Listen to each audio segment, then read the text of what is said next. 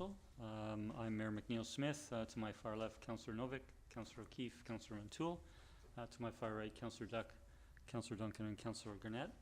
And good evening to staff in attendance this evening and to members of the public who may be watching the live webcast or a recording of the meeting at a later time.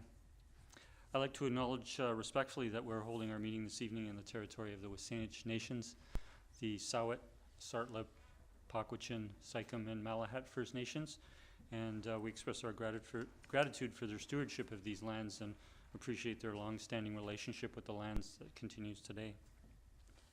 In turning to approval of the agenda, we do have one additional piece of correspondence that arrived since the agenda was published last Thursday, and that is a letter from Penny Gibbs and John Willett, and that will be considered received when we approve the agenda. And we did receive a request from Councillor Duck to raise item 15.7, which is an earlier letter from Penny Gibbs, John Willett, that is in the agenda package. And then and that includes a staff response to that letter that is in the council package. But this piece of correspondence is just received today. Additional piece of correspondence is received today. And council, we will raise that item 15.7 to become agenda item 14.1. And with that, I would look for a mover to approve our agenda. So moved. Second. Moved by Councillor Duck, seconded by Councillor Garnett. All in favor? The motion carries. Thank you. We'll now turn to public participation. Our regular public participation period. We have no members of the public in the chamber this evening. I also understand we have no members of the public participating via Zoom, so we won't proceed with public participation, or have public participation this evening. And that takes us to item 4D1, which is a presentation this evening by Staff Sergeant Wayne Conley, our Sidney North Saanich RCMP Detachment Commander. Good evening, Staff Sergeant. Good evening, Mayor, members of council. Just have the button there. There we go. There we go. Well, thank you. I'm happy to come back after a few months and give you a bit of a policing services update. Maybe touch on the crime summary report that was I forwarded a couple of weeks ago. I thought I would start by just giving you a little bit of an update on how the detachment is doing from a resource perspective. So in spite of a pretty challenging hiring environment that pretty much all organizations are facing, our detachment resources levels for Sidney North Saanich Detachment is doing reasonably well. As anticipated, we are experiencing some mobility with 2 departure transfers that are actually currently in progress. So that will be 3 transfers that we'll see this year. I'm not aware of any other ones, although I can get blindsided sometimes.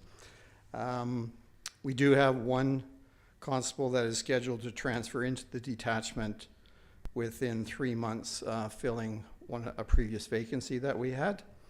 And then staffing procedures are engaged right now for the other 2 departures that we're going to see.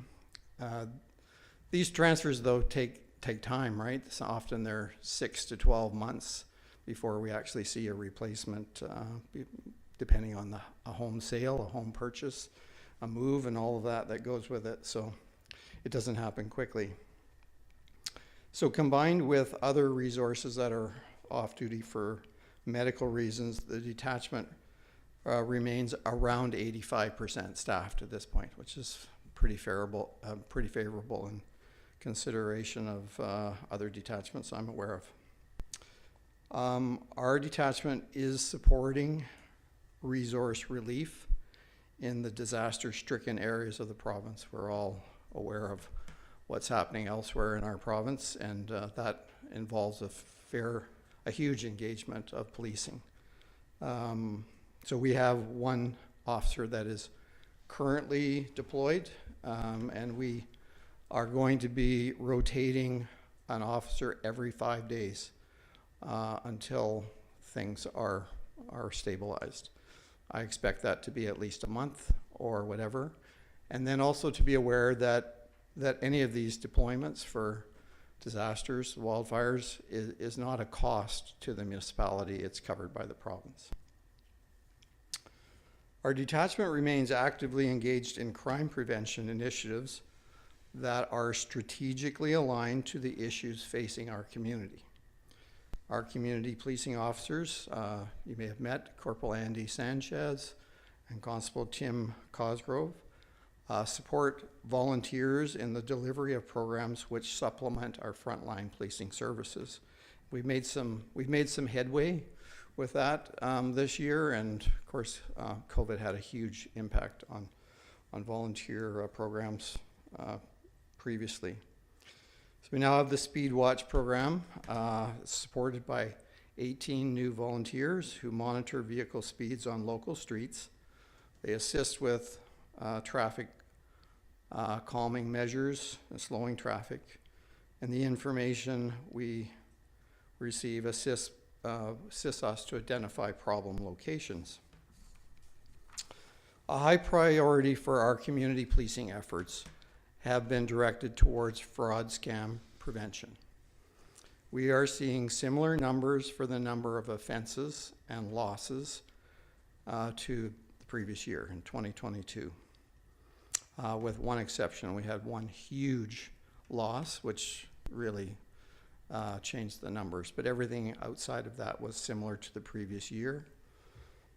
So persons committing fraud scams are more bold, they're more convincing, they're more strategic than ever.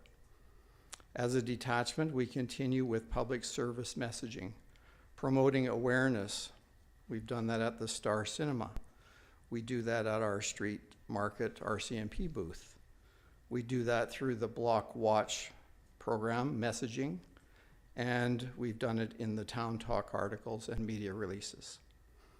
So we call upon and encourage the public to become and stay informed on this issue, to share awareness with family and friends, and be able to recognize a scam and take the right action to say no and not provide any personal information to any unknown source.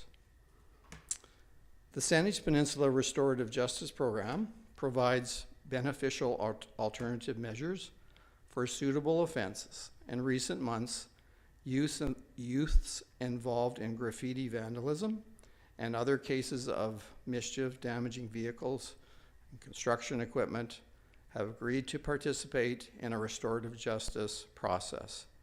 It's aimed at providing accountability and deterrence. And I don't know if you noticed, but in the crime summary, there was a huge decline in the vandalism mischief category. I think it's about a 45% decline. And in talking to our crime analysts, that's largely attributed to a reduction in like graffiti offenses that we had much more significant problems a year ago than what we're seeing now. So we've got a different situation this year, which is great. Our community policing officers work in concert with outreach workers and bylaw services to respond to issues around unhoused community members or those with mental health challenges. With the recent completion of housing projects and the engagement work being done, assistance has been successful for 8 individuals to receive permanent housing. So that's a very positive step forward in that area. We have had a seasonal policing initiative this year over the summer months. It's focused on police checks at the Tallista boat launch and on the water with marine patrols. The primary focus of those checks has been prevention of impaired driving or vessel operation.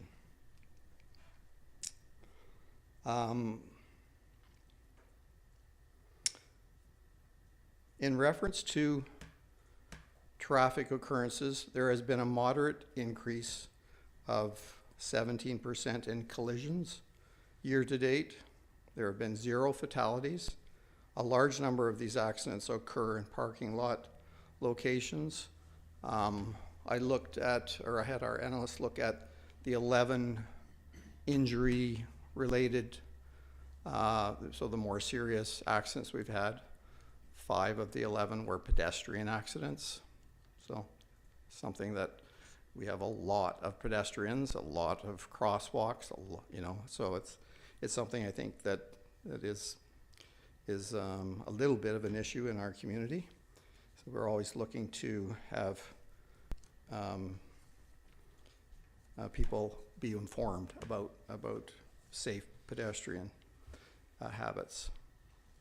The number of impaired drivers in Sidney remained at similar levels to the previous year, with 25 enforcement actions being taken. That's within Sidney.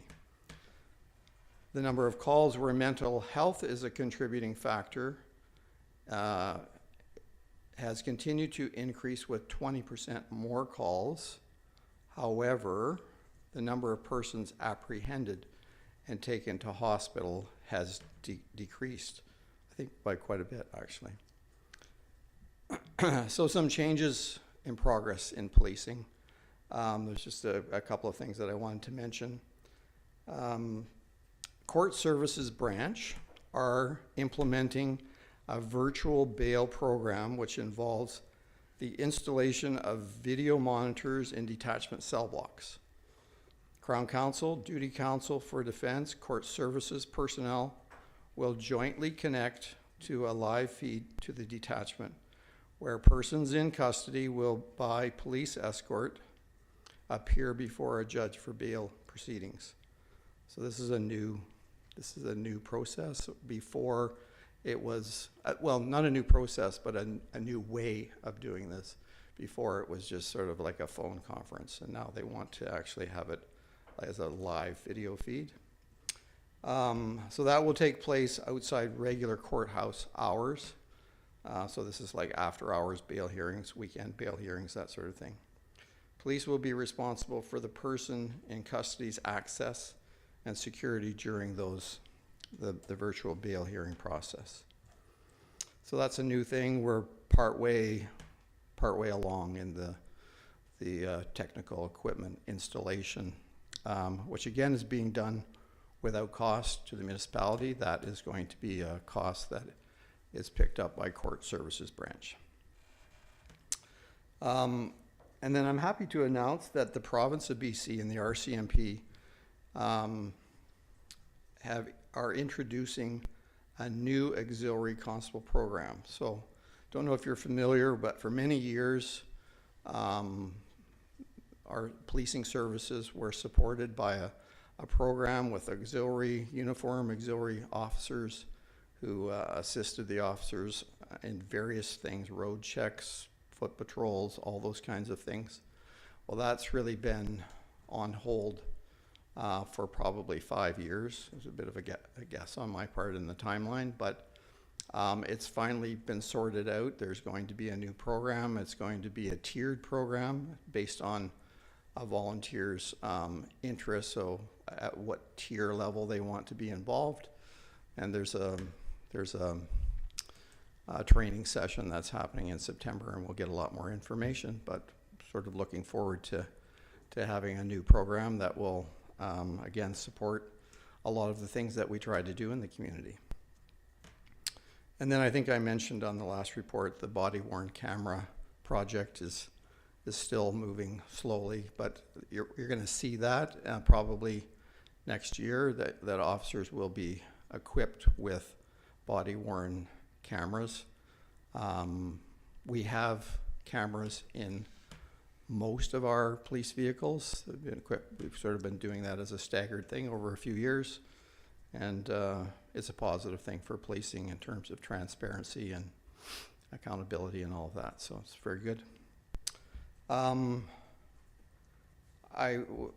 was going to leave it there. If there are any questions about the crime summary report or anything that I've shared, I'm happy to take a question, and thank you for giving me some time to just bring you, inform you on where things are at. Thanks, Staff Sergeant Conley. I'll turn to Councillor O'Toole. Thank you, Mayor, and thank you, Staff Sergeant, for your presentation. Just a question with respect to staffing at sort of 85% of optimal. Is there an expectation on the part of detachment commanders that the transition in Surrey from RCMP to Surrey Police Service will accommodate additional resources into various detachments, including this one in the future? I expect that it's going to definitely change the way that detachments can get staffed, like quicker. As I understand it, there's now some planning in place for the exodus of some of the RCMP out of Surrey. I think it'll be slow, but it will make a difference, I think, in times about staffing, whereas up until now, basically no one was releasable from Surrey, right? So if there was an RCMP officer that wanted to leave Surrey, previously because of their challenges with staffing, those members were not being released. But that's changing. So Okay. yeah, That sounds positive. Thank you. yeah, for sure. Thank you for the I question. think you're also seeing there's a real major recruiting initiative on the part of the RCMP where it's reached a very high level priority or a top level priority, and we're doing lots to I think we have actually 3 or 4 individuals in the community who are putting through their applications to become to go to depot and receive the training. So it's really encouraging to see these young people, local young people who want to take on a policing career and have interest in the RCMP, who are now much more supportive of returning them to their home bases, and which has always been a bit of a challenge for some people, right? So. Thank you. I'll turn to first Councillor Garnett and then to Councillor Novick. Thank you, Mayor. Thank you, Staff Sergeant Conley, for your report. I just noticed that there's about an hour less wait time in the hospital, so I imagine that's probably something you're happy about. With regards to the virtual bail hearing, in terms of how it's going to work, do you anticipate this might affect your resources, or is this going to be something added on to your plate, I guess, is kind of the way I'm looking at it, as opposed to the way it's operating now? Yeah, I'm not expecting it to be a huge impact to our detachment. We probably on average have a couple of bail hearings that are outside regular court hours a week. I think it's manageable for us, but anytime that we have to have an officer there in the detachment for this, it probably affects the guards a bit more and stuff like that. But I think it's manageable for us. I'm not sure that all agencies are thinking the same way. I'm pretty sure they're not, but for us, I think we can do it. Yeah. Thank you very much. Thank you, Mayor. Thank you, Councillor. Councillor Novick. Thank you. Thank you, Staff Sergeant Conley. A great report. I find it very interesting. And I have a quick question about the mental health. Councillor Novick, could you just turn on your microphone, please? Quick question about mental health responses. I see that mental health as a factor has gone up while apprehensions have gone down. I'm not quite sure how those two interact, but with the number of incidents involving mental health increasing, is there any movement towards either hiring a mental health professional to work with the detachment or getting specialized training for any of the officers? I know this is starting to become a topic of discussion, and I'm just wondering if there's any movement in that general direction in our area. A really good question. What I can share that maybe is a bit of an expanded beyond the borders of Sidney nor Saanich is that West Shore, which is a rapidly growing area, that the commander at West Shore has actually gone this way because of the volume of mental health calls they have. So I'm really interested to have some dialogue with him around that as well. The other thing that may not be known is or remembered is that we as a detachment are part of integrated teams that support our detachment. So we have So this is funded by both Sidney and North Saanich, where it's called IMSERT. It's a mobile crisis team that have mental health, and we can access them for, the types of calls where we think they would benefit us. It's not going to be, they're not used for like first response, but they are used for assessment and helping us sort of determine what to do in certain situations. So we've had that ability for, and they basically are on duty from like sort of noon to midnight daily. So again, it's beneficial, but it's not a fulsome thing. So at this point, and then you also asked about mental health training, which I think is also something that, that the officers get some training, but more would be better for sure. But we do see, I guess if I could, this is funny because today I was talking to our analyst and just really quickly said, it's so interesting how much things have shifted from a few years ago. So if you look at that report, I remember coming to council and talking about like all the property crime that we had, right? Like theft from vehicles and all that kind of stuff. Well, that has been replaced by, like fraud scams and mental health calls. So the scope of policing has definitely shifted in different areas. And I think there are going to be areas where we're going to continue to need to evolve and grow and have additional training. And maybe a team or some sort of other way to manage those type of calls. So yeah, it's Good, thank you. yeah. That's all.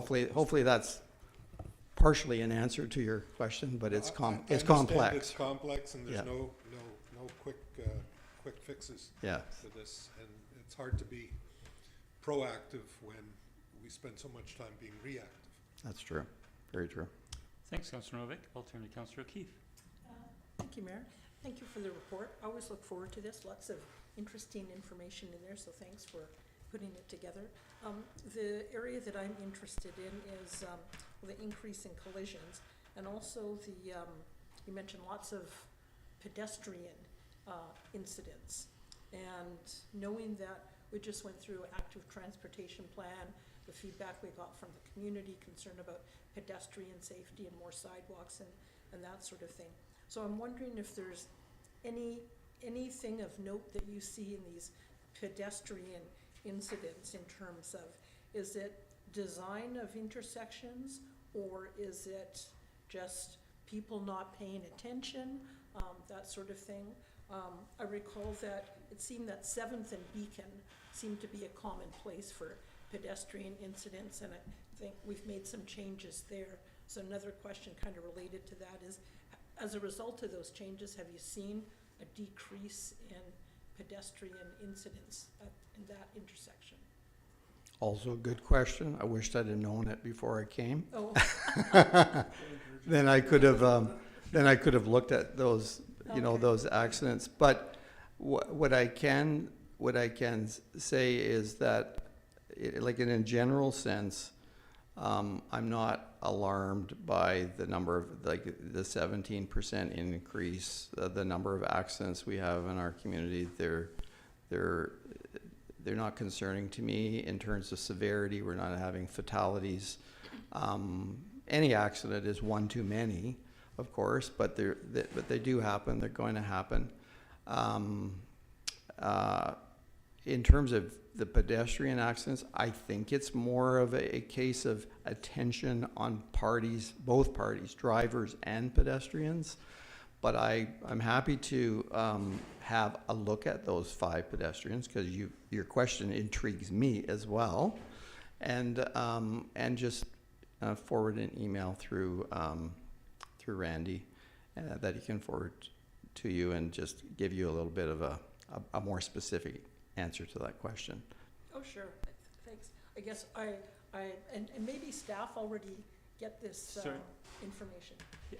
Yeah, I just see a staff hand go up. Yeah. Ms. Clary, please. Sorry, I did want to clarify that the changes at Beacon and 7th haven't happened yet. They're Oh. in the progress of happening, so. I was referring to the change you made a while ago where you blocked off, where people, yeah, like going to the Mary Windsor, that was the one that I was thinking of. But, and I presume staff do they get information, I guess, from you or ICBC in terms of those problematic intersections? We can do our own data mining, like for our detachment ourselves, but what came to mind is like a fairly serious accident that happened this past week that happened but it was in North Saanich, and it's a cyclist accident, and clearly the on the part of the driver not seeing the cyclist. Those are the kind of things that happen, and they happen in Sidney as well, but not often. Great, thank you. Yeah. Thanks, Councillor O'Keefe.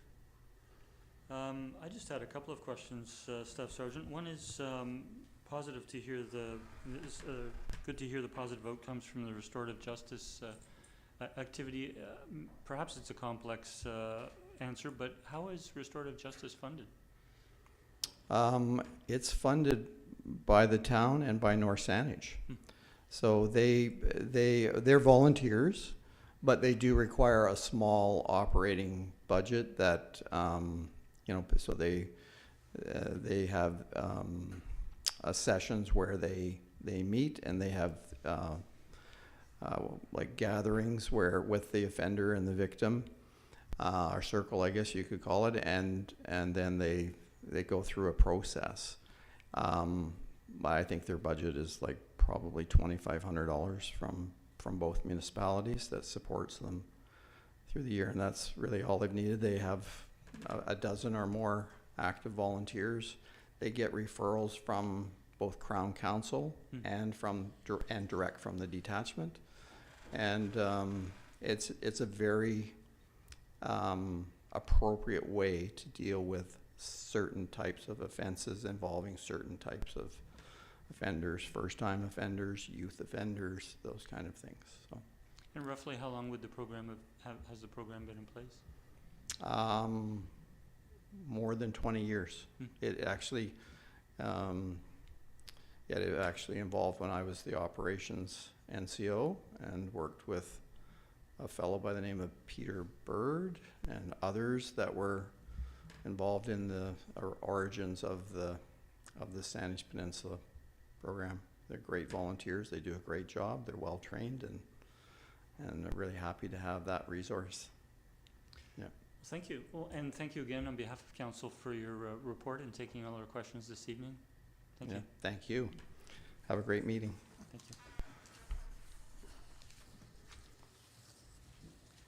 We'll next turn to section 6, development permits and variance permits, and item 6A is development variance permit application number DV100340 at 2134 Brethourpark Way to reduce the minimum setback for heat pumps.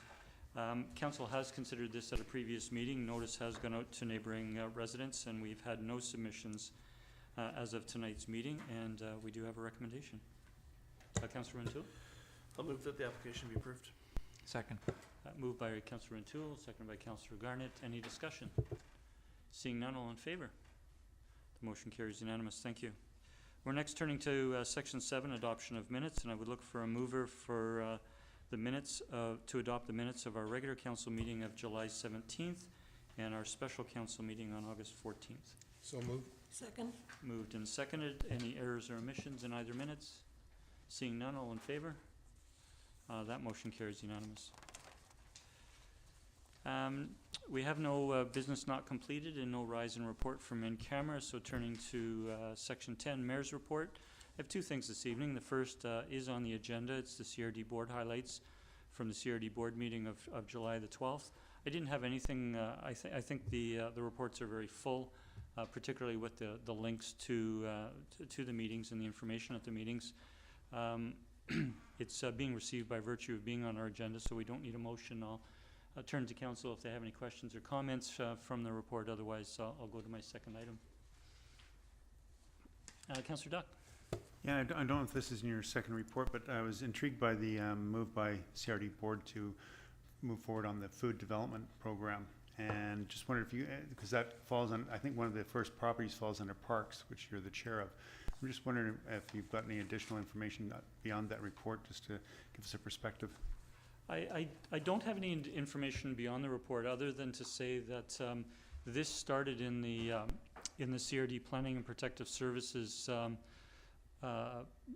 department, and it has a large planning function, and I happen to be chair of that committee at the time that the business case analysis was being done. So there's been very good information, business case analysis done to date, and this next step, bringing it forward to the CRD board, was to consider. We had made a request out to municipalities. Council perhaps recalls when the request came to our council through the middle of last term for any municipalities that had land that they might be able to contribute to it. And so one of those lands is a portion of one of the CRD parks, Bear Hill, just north of Elk Lake Park. And so subject to various conditions in discussions with CRD staff and external agencies, the committee and board will be looking to try to advance that in the coming months and into next year. Thank you for the question. The second part of my mayor's report this evening is just to touch on the BC emergency for wildfires. I know it's heart-wrenching for me and heart-wrenching for many members in our community, the situation going on in communities throughout the province and certainly other parts of Canada. I know some of us are touched personally by family members or friends in the area. We had a situation in our family with people in Kelowna. But I just want to acknowledge that we have members of our Sidney Fire Department who have been participating earlier this summer in responses in different parts of the province. And currently we have our Deputy Chief, Mike Harmon, on a 2-week secondment in Kelowna with BC Wildfire Service. I just want to commend both our chief, deputy chief, the career firefighters and volunteers for not only being able to take those secondments on and contribute to the response elsewhere in the province where they are dire emergencies, but at the same time they're able to maintain the level of service in our community that the residents expect. And so I know there's been some additional collaboration with departments in other of our neighboring municipalities to make sure service is maintained here, while members from departments across the region throughout the province are contributing. And I also want to acknowledge Staff Sergeant Conley in indicating that members of the RCMP service are also participating in emergency response elsewhere in the province. So I just want to provide that acknowledgement. I'll next turn to council reports. We have one this evening. Well, we have 2 reports from one councillor. I'll turn to Councillor Garnett, who is our liaison to the City Museum and Archives and the Shaw Centre for the Sailor Sea. Thank you, Mayor. I'll start with the Sydney Museum and Archive Society report. Latest board meeting was August 12th. And from a financial perspective, visitor donations for the months of June and July were just over $3,300, and year to date just under $39,000. So they're close to $2,000 over budget for the entire year with 5 months to go. So financially, it's looking really good. And as you can expect, based on those numbers, they're at a net income of plus $22,000 at the end of July. So they welcomed just over 1,100 visitors over those 2 months, and have actually welcomed just over 10,600 for the year to date. So it'll play into my second report as well as to how things are going well in terms of the tourism and activities with people visiting in the community. And I think part of the success has been that they've changed a bit of the way that they're doing their outreach. And so this year they set up a booth at the Canada Day Family Activities in Iroquois Park.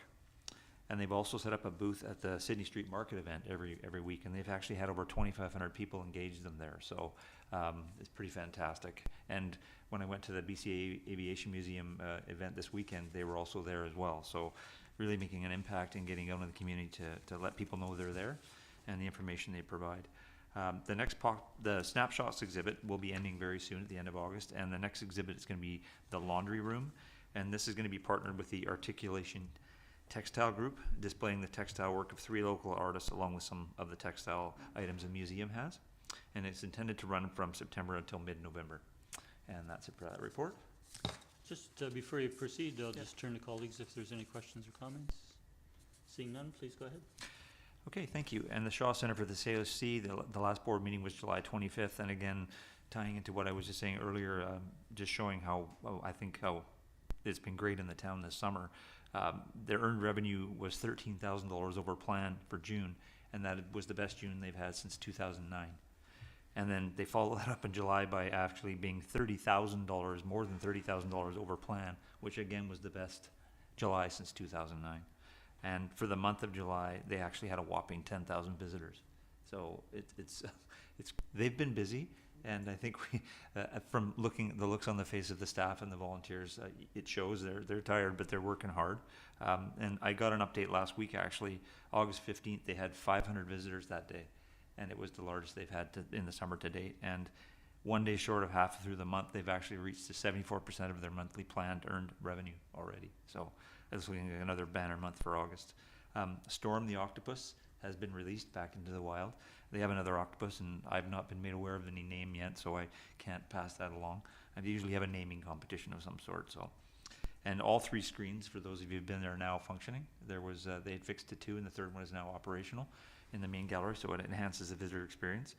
And last, as a public service announcement, they're going to be probably in need of 2 or 3 board members.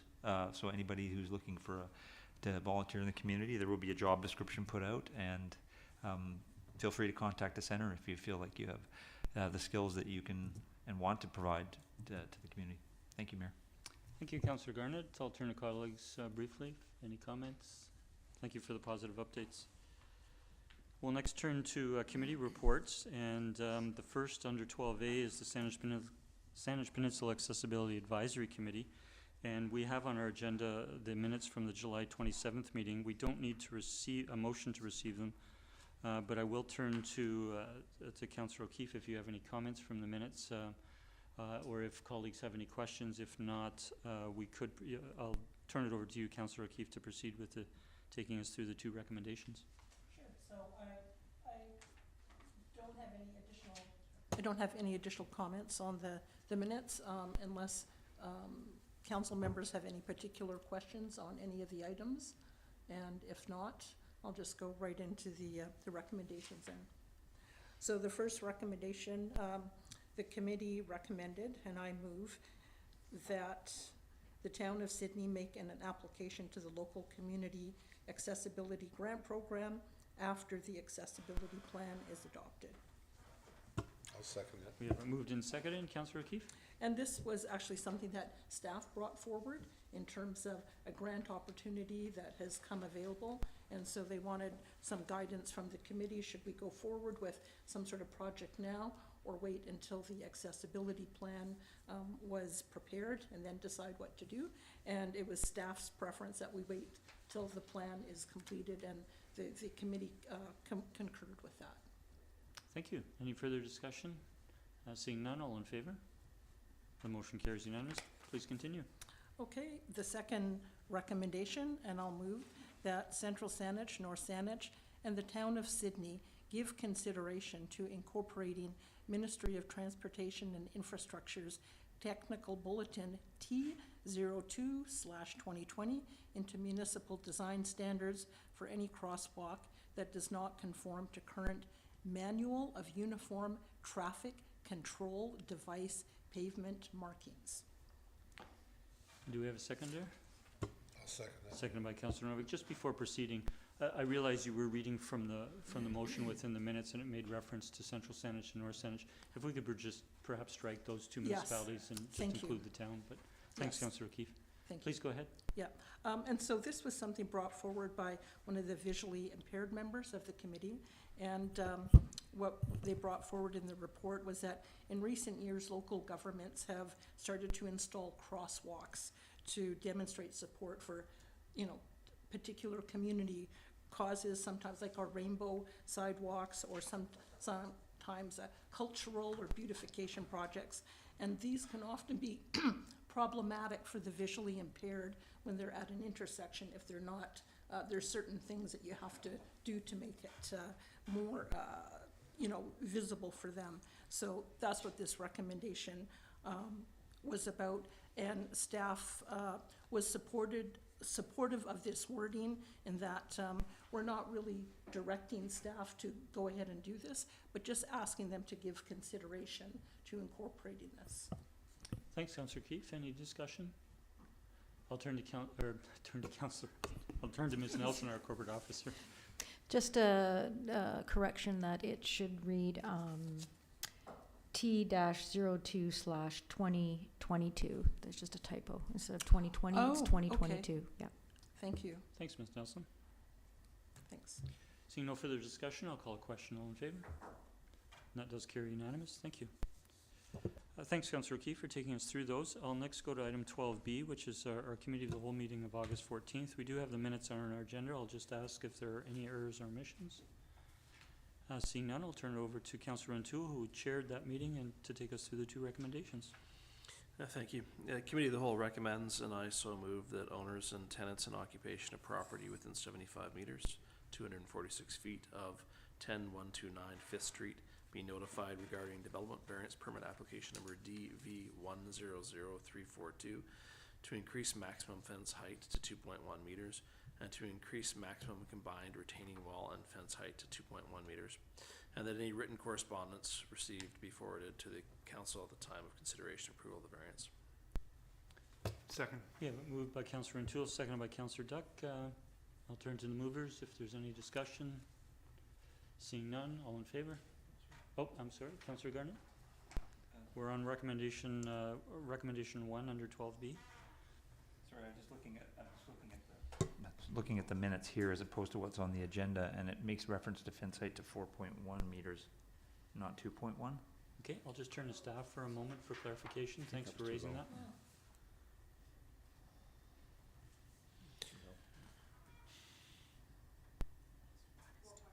Yeah, that's what it should be, shouldn't it? Yeah, that's what I thought. Okay, so we'll just take that as a correction to the motion in the minutes, but thank you for raising that. And so we do have it moved and seconded. Any discussions? Seeing none, I'll call the question. All in favor? Motion carries unanimous. Thank you. Councillor O'Toole?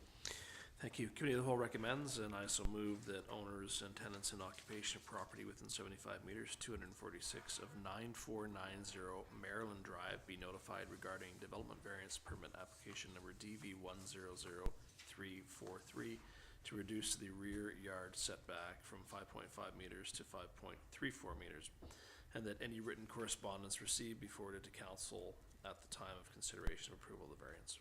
Second. Moved by Councillor O'Toole, seconded by Councillor Duck. Any discussion?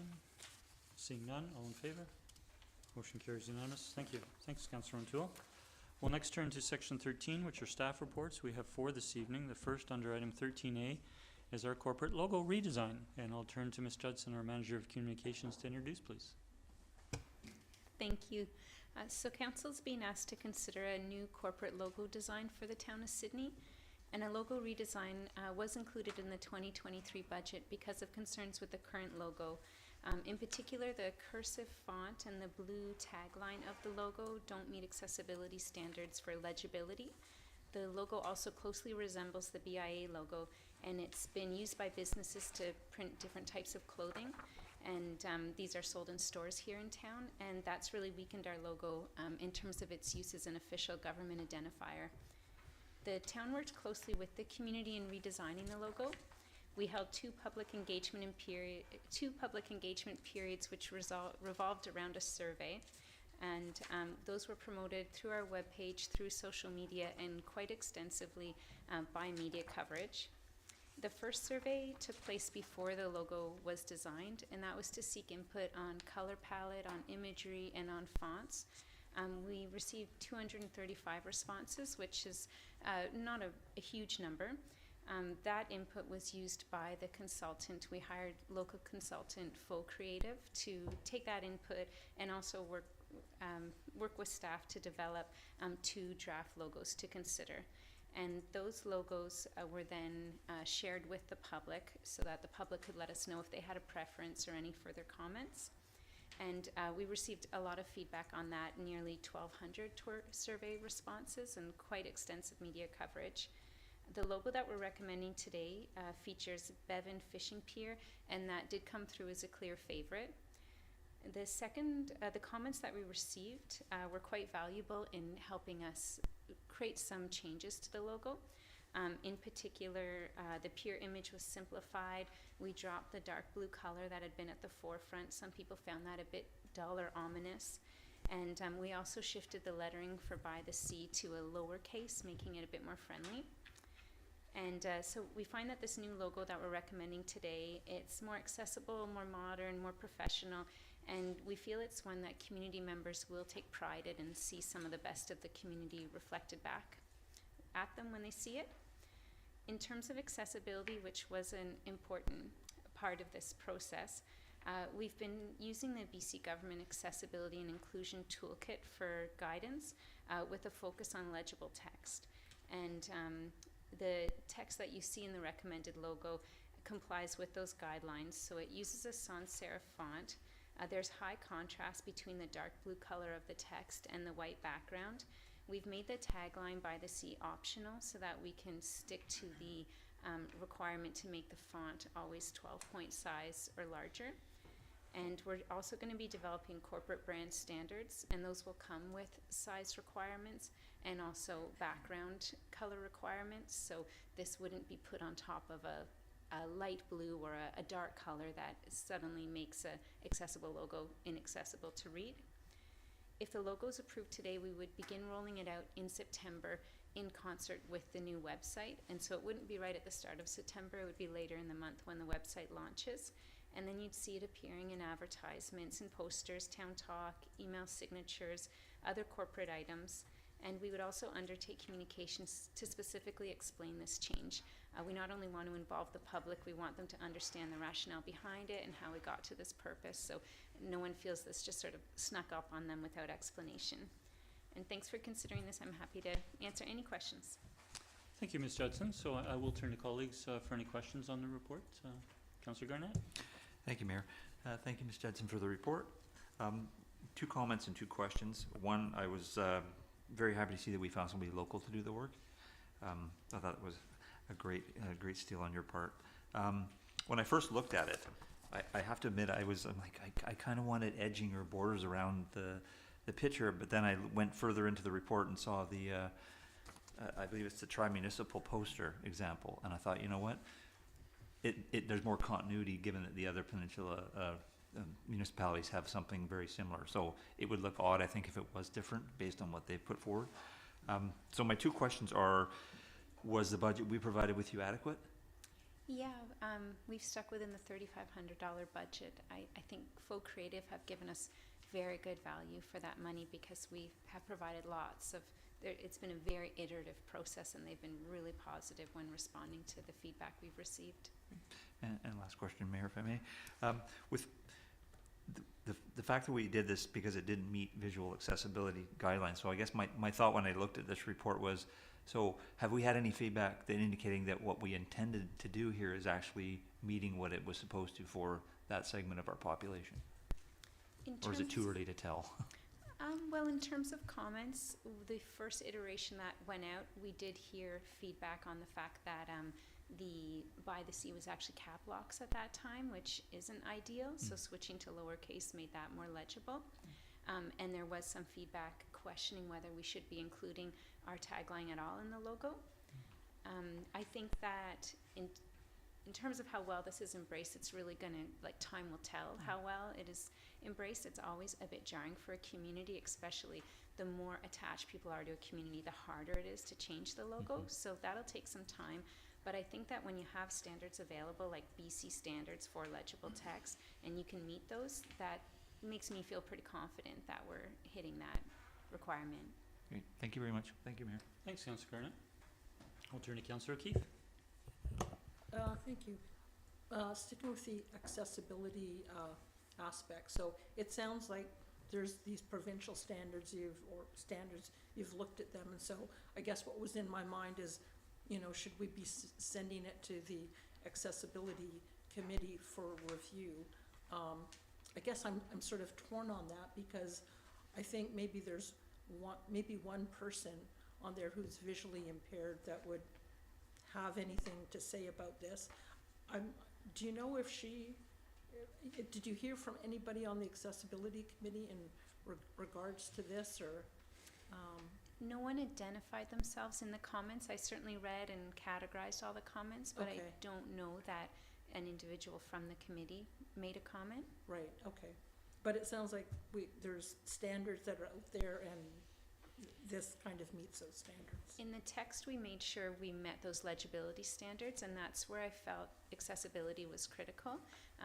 And we were conforming to the guidelines that are sort of the highest level in terms of like a Word document would need to meet that. There's often leeway given for a logo. Even BC government uses serif in its logo, but we still applied it to the logo just to be as clear as possible.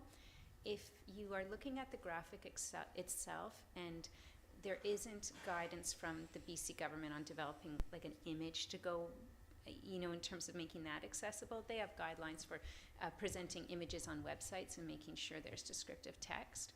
But so going where there isn't that kind of clear guidance available for an image to go with a logo, I was looking online just trying to understand what other more informal resources have to say about this, and basically it's the simpler the better. So if the image itself had been very simple like our current wave, or maybe just a large S, that would be more accessible than the current design, which features the pier and the sun.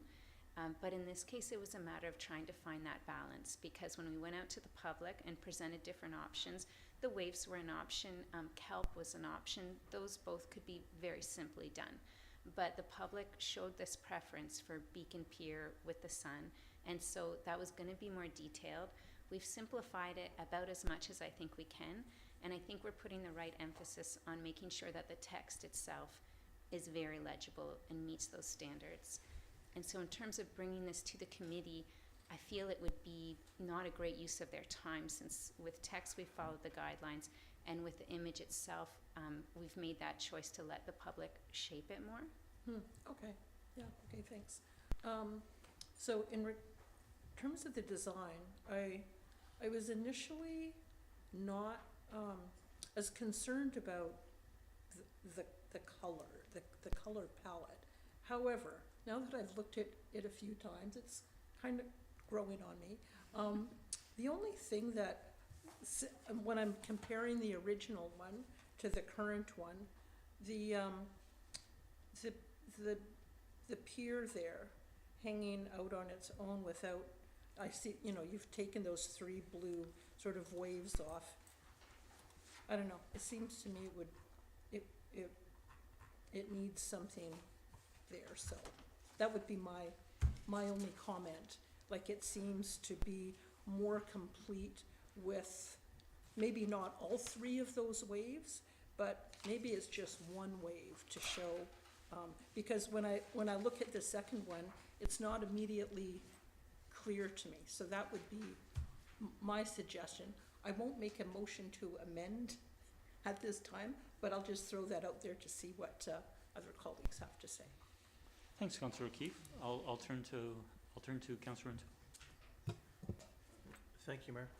Oh, I'm sorry. I did have Councillor Duncan next on my mental speaking list. Please go ahead, Councillor Duncan. Thank you. I was definitely one of the people who had a lot of written feedback on the designs. I'm glad that the storm waves were taken away. I can't remember, and I kind of was looking through my folders and not doing a good job on trying to figure out exactly how long we had left on that Bevan Pier before the council of the day will be not only having to discuss whether or not, you know, this symbol of our community that's on all of the, you know, calendars that local photographers make is going to come down, but whether the actual literal logo symbol of our town is going to come down, and how much money we need to pay because that's part of the symbol and people are going to fight with that. That makes me nervous. I understand that the public really liked it, and I wish I kind of, and I don't know how it goes, because I know you know, people coming up with logos are usually looking at it from like a corporate perspective and like eye-catching, and whether it's going to have poppy colors that are kind of selling you something. Whereas For a town logo, it's kind of in between that corporate logo and like the crest, which is kind of made, you know, by someone with heraldry and training. It's like a magical symbol, like our First Nations crest, where you're actually trying to evoke, you know, something that you want to say about that place. And so that was why I was glad the storm waves got taken away. However, the leisure pier to nowhere alarms me a little bit in terms of what we're saying about our town, right? That I wish if we'd come up with like what we are by the sea was what we are, the commercial hub of the peninsula, right? That if we'd managed to get, you know, Central Saanich in our tri-municipal logos has a little stylized house barn, farmer field, and, you know, some green space. I look at that and I say, this place is a farm, green space, kind of suburban interface. It's an interface place. I know exactly what that is. I have no idea what North Saanich is. Sidney by the Sea is a leisure pier to nowhere. And that's not what we are. I wish we'd managed to get a stylized commercial building, maybe, you know, stylized housing with that maybe view down the stylized Main Street to the ocean and the rising sun. That would tell me what Sidney was. That would tell me it was a future. And it worries me because I feel that this logo did actually capture the way a lot of the residents here do view our town and the way we've subconsciously said about building this place. And I kind of looked at it and went, oh yeah, 20 years from now when they have this conversation about the Bevan Pier, this is why it's the problem, right? We've set ourselves up. So I feel we've gone through this exercise. Obviously it's too late to change that now, but I don't know if there are small tweaks they can do that kind of make that look more like what we are. We can move the view back. I know a lot's already been done, but So we did put that forward as one of the options for imagery was our vibrant downtown, and it didn't fare and well. people didn't like it, yeah. No, and when we were looking at what kind of infrastructure, like waterfront infrastructure we would want to feature, we considered whether it would be like the bollards along the water. The wharf has, you know, questionable future in terms of how we maintain it, but we do have a practical and realistic plan in place for long-term maintenance of the Bevan Fishing Pier, and so that was a piece that we could feature with confidence in terms of it's not about to disappear. Well, thank you. Okay, well, This says everything I need to know. Thank you. thanks, Councillor Duncan. We can certainly consider that as we're discussing. I have Councillor Rintoul and Councillor Novick. Yeah, thank you, Mayor. And I'll perhaps just lead with the train of thought that Councillor Keith was on, because I tend to share, I think, the observation that the original option B, albeit more colorful to me for whatever reason, the pier is more defined in option B versus how it evolved. And so I think I'm comfortable with that, notwithstanding Councillor Duncan's observations. And if perhaps it's addressing something in the foreground, then maybe it is something, you know, welcoming them to Sidney. But to me, this doesn't seem out of place to me with respect to, you know, what our community is. It's that connection to the sea, and I see the pier as welcoming visitors to our community. So I was comfortable with that image, certainly, but I feel it's somewhat more defined in the original option B, similar to Councillor O'Keefe's comments. So I'll leave my observations there. Thank you, Councillor Rintoul. I'll turn to Councillor Novick. Thank you, Mr. Mayor. A couple of comments. First, I think Councillor Duncan has hit a tender spot in the discussion. I tend to agree wholeheartedly that the Beacon Fishing Pier is not necessarily as representative of Sidney as we would like it to be. But be that as it may, I'm not that happy with the second version of the logo. as Councillor Rintoul said, it is, the pier is poorly defined in the second iteration. The white space, if you look at the difference in the white space between the first logo and the second logo, the white space is larger, and just the thickness of the white lines is much larger, and it creates for a more visually confusing image. The pier is not as much a pier in the second version as it is in the first version, so I think Councillor Rintoul is right on. But on the whole, I think that image is too busy. Through the mayor to staff, Ms. Judson, you said earlier you were going for simplicity. Well, I think we went away from simplicity from option A, and I know it was the public choice to go to option B, but the visual on option B is anything but simple. And so if you look at the evolution of logos in the corporate and even municipal worlds, they go from more complex to less complex. One or two images that can be focused on, that tell a story, and that are representative of the town.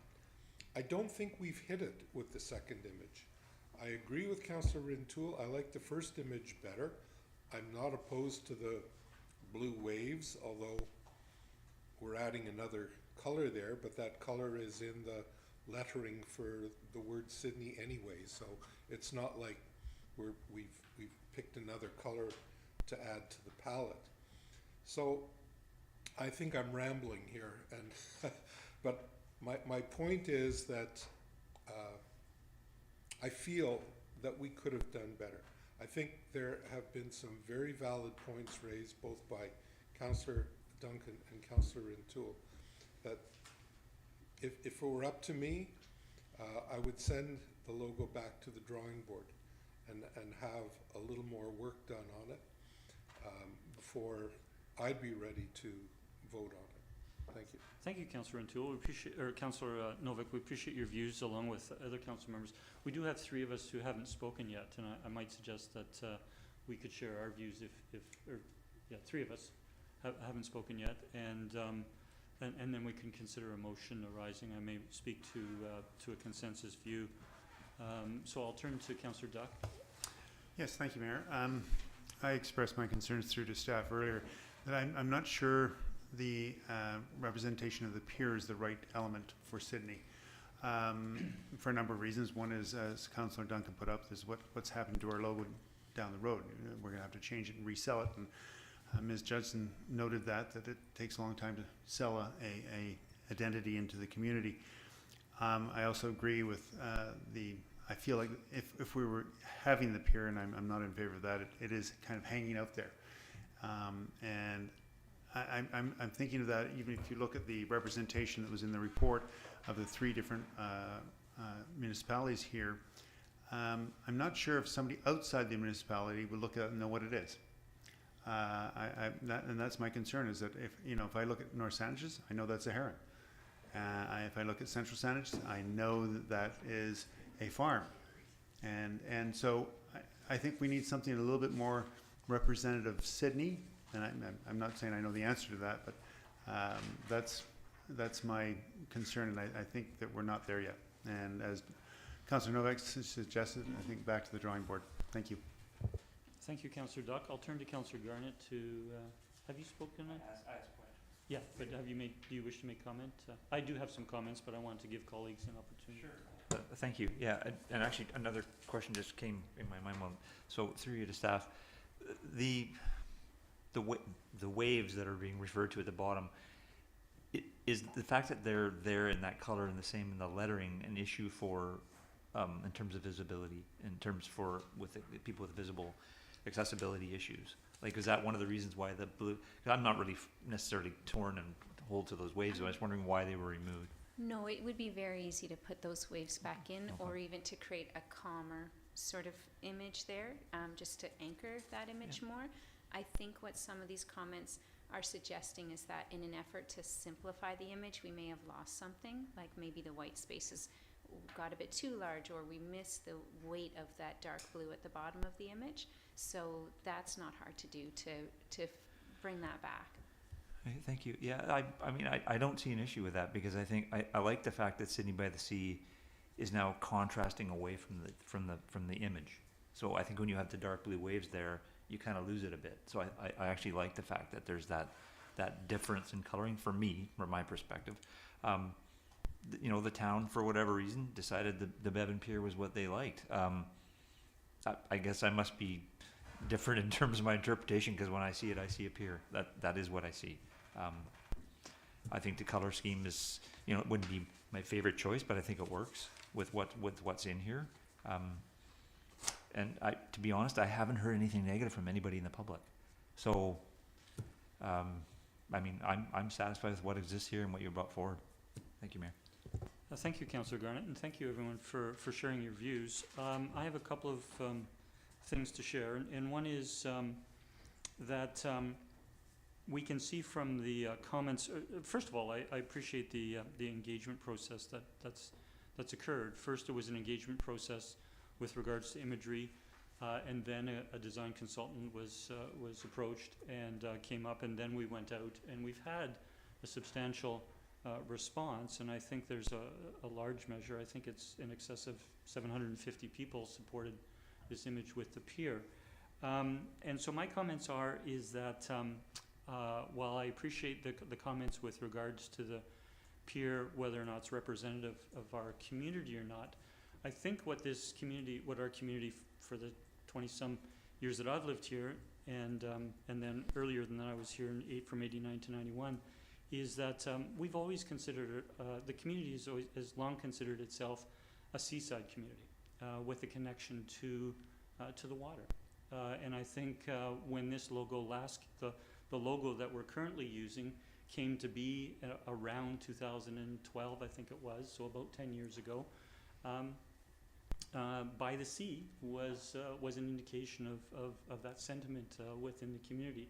And I think the pier is representative, along with the other graphic there, that we are a seaside community, and that while we are a commercial hub, it is true, we are a commercial hub of the peninsula, that our community is actually larger than the commercial hub or other aspects of our community at large, or at the highest level. We are a seaside village, a seaside community. With regards to some of the design elements, I appreciate hearing from council, because I had some thoughts and they've been kind of reshaped from what I've heard. And we can see when I actually hold them beside each other that the logo number 2 that went out for engagement versus the one that's being recommended this evening did have and I'm not sure what the color is, but a very light color as an entire background. And so apart from some of the design graphic simplification, there was that background, a color to it as well. And now it is just sitting on a white background. And I'm supportive of that. I think it actually simplifies it, and we see it consistent with some of the other logos that we've seen. I share the view that perhaps the thickness or the size of the white lines, the white space, when you look at how it's gone from the first logo to the second, given the overall size of the logo, it seems that it might be a bit out of proportion, although I don't want to profess to be a design person.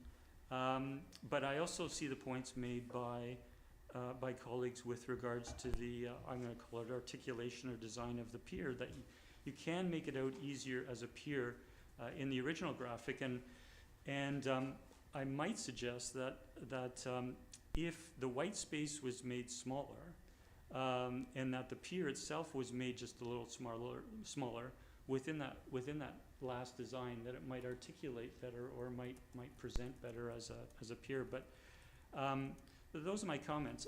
I want to make an additional comment, and that is that I took interest in logos earlier on in the term, attending conferences like UBCM and AVICC, where there's a lot of different local governments there, and you get to see in different ways their different images and logos.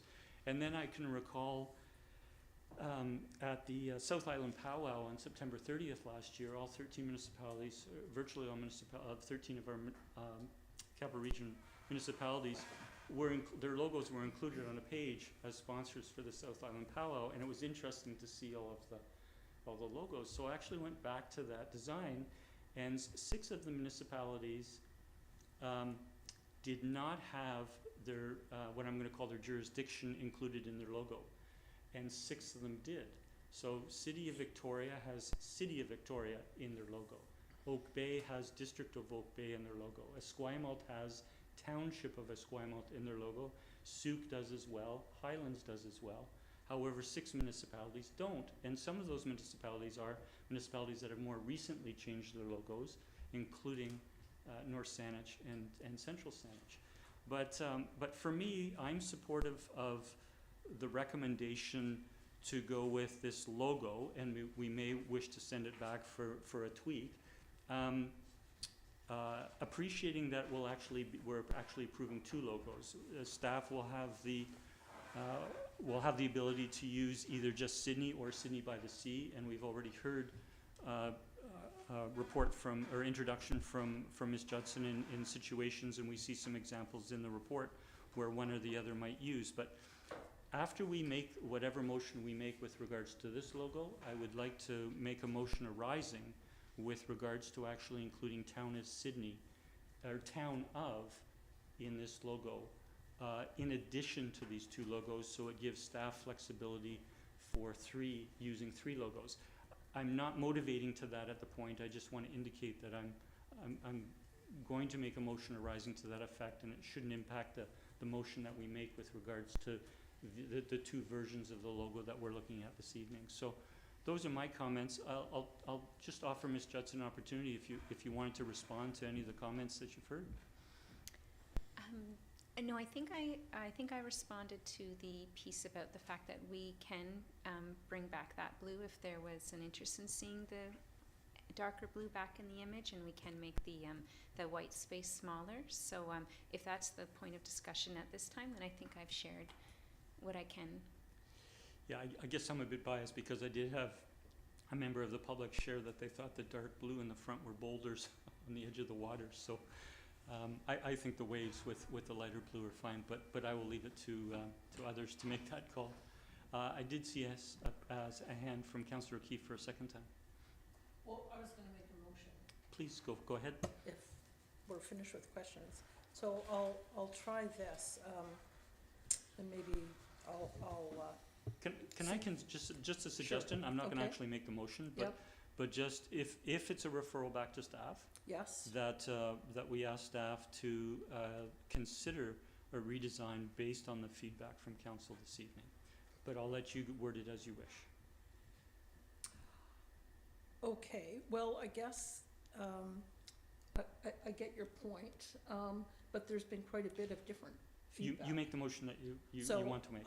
I'm going to make the motion that I would like to see in the logo and see if there's support for that. So what I would move is that the staff redo the logo, starting with the original option B, putting it with a white background, taking out one of the waves in the light blue to simplify it, taking out one of the dark blue waves or the boulders to simplify it. So it's sort of a combination of, it's the better defined pier that's in the original one, but it's just simplified, taking out some of those one wave and one boulder and putting it on a white background. Councillor, I'll look for a seconder, but I do have the concern that we're getting very specific and that there's been a number of ideas Okay. put forward by members of council, and I think it's all helpful feedback to staff if we request a redesign. But I'll look for a seconder, and if we want to have Well, further debate. I'll withdraw that then, and, because I'm seeing some I think it's very nods. specific in terms Yeah, of removing okay. one wave and adding. So that's fine. I just thought staff might want some clarity, but that's okay. I'll move that we refer the design back to staff to consider council's comments this evening and bring back an amended logo. Second. Okay. Open it for discussion. I'll first turn it to the mover and seconder, and then go to Councillor Novick. Yeah, so, and just to address some of the comments that have been made, so in terms of concern about using the Bevan pier, so we're using the Bevan pier, not the beacon up here. You know, and we're thinking that that's gonna be there for 20 years anyways. So if we get 20 years out of a logo, I think that's okay, and if we have to redo it in 20 years because Bevan Pier comes down, I think that's okay. In terms of concerns about we should be marketing Sidney as the retail hub of the peninsula. I agree with comments made by the mayor that Sidney is more than a retail hub. In fact, we're the marine, we're the gateway, the marine gateway for the Pacific Northwest marine industry. And and I think people make that association with Sidney in terms of Sidney by the sea. So I think those are my comments in that regard. Thank you. Thank you. I'll go to Councillor Novick, then to Councillor Duncan. Thank you, Mr. Mayor. I'm okay with the motion with perhaps an amendment, which I will get to shortly. This is a complex issue. It's not something that we do every year. It's not something we want to do frequently. So we want to make sure that we get it right. It's very difficult when you're looking at a single image to say, yeah, that's the one we want. And so my amendment to the motion would be that I would ask staff to provide 3 versions of the revised logo based on the feedback of council to this point. And that will then give us a little bit more meat that we can chew on the next time. Okay, we you're motivating review for an this. amendment, so Sorry. if you wish to make an amendment, I'll clarify your amendment, and then we'll look for a seconder, and we can let you motivate. So the amendment would simply be to instruct staff to provide 3 versions of the redesigned logo Okay, to so council. before going for a seconder, if I could turn to Ms. Nelson, if you could read Councillor O'Keefe's motion first, please. So Councillor O'Keefe's motion was that the logo be referred back to staff for a redesign based on the comments received by council this evening, and that staff bring back a recommended logo for council's consideration. Okay, could I suggest that if we were to change the end of that motion, that staff bring forward options, we could leave it for staff to decide how many options they wish to bring and a recommendation, rather than saying 3 or a particular number. Well, only because I didn't want to be vague, Mr. Mayor, but No? I'm happy with with the philosophy of bringing back several options for the council to review.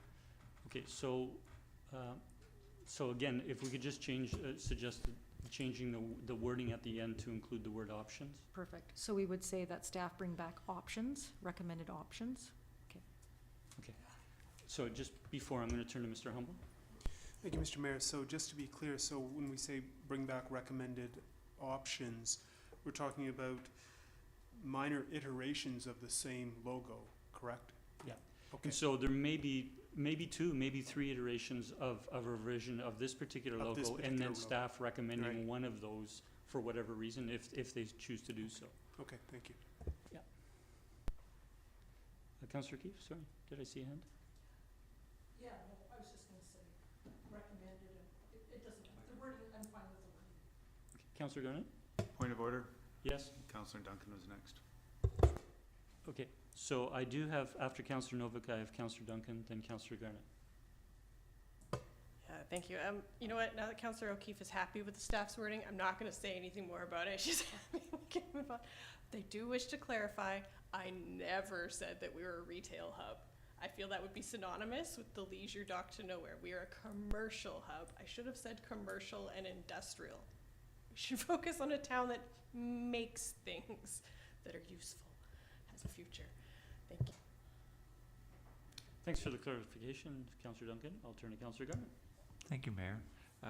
Through you to staff, given where we were tonight when we walked in the door to discuss this, this going back, what implications does this have on staff resources or costs?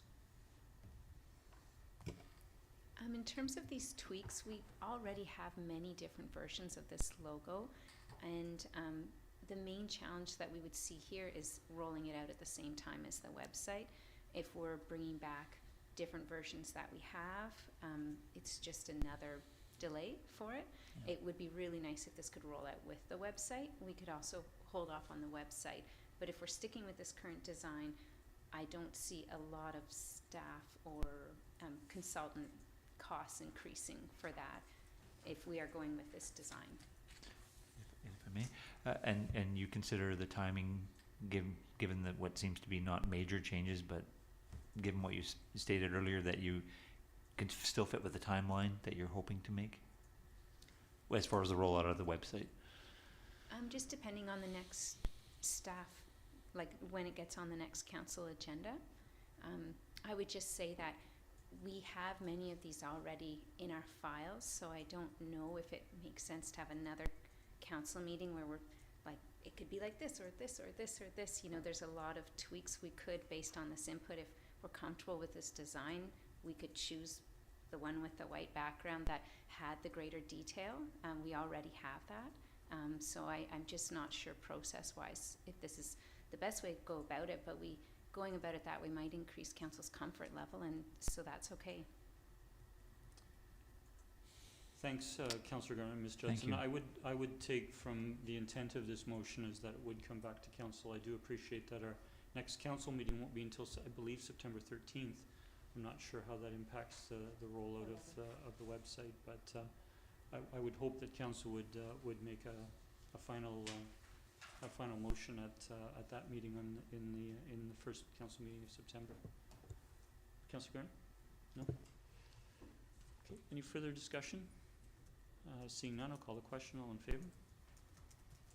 Opposed? One opposed. The motion carries. Thank you.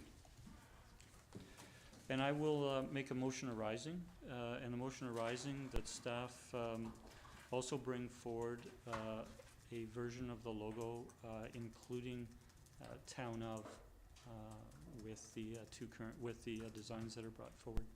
If I could have a look to a second. Second. And my motivation for it is that I believe we've seen in the staff report that there are a number of different ways we use the logo in communications. And I think in locations such as our website, locations such as press releases, that town of Sidney in our logo is appropriate. And that staff have indicated that they would like to have the flexibility for the two versions that we've considered tonight to be used as well. So I'm supportive of having three, but having that one that is perhaps more formal, including town of. I'll look to any further discussion until before calling the question. Seeing none, all in favor? Motion carries unanimous. Thank you. We'll go to the next staff report, which is item 13B, which is the garbage contract extension, and I'll turn to Ms. Clary, our Director of Engineering, please. Good evening. Sidney's existing garbage contract with Environmental expires at the end of 2023. The existing contract allows for 5 one-year extensions. Earlier this year, staff started negotiating contract extension terms with Emterra, and Emterra has provided 3 different contract extension options: a 1-year, a 2-year, and a 5-year extension.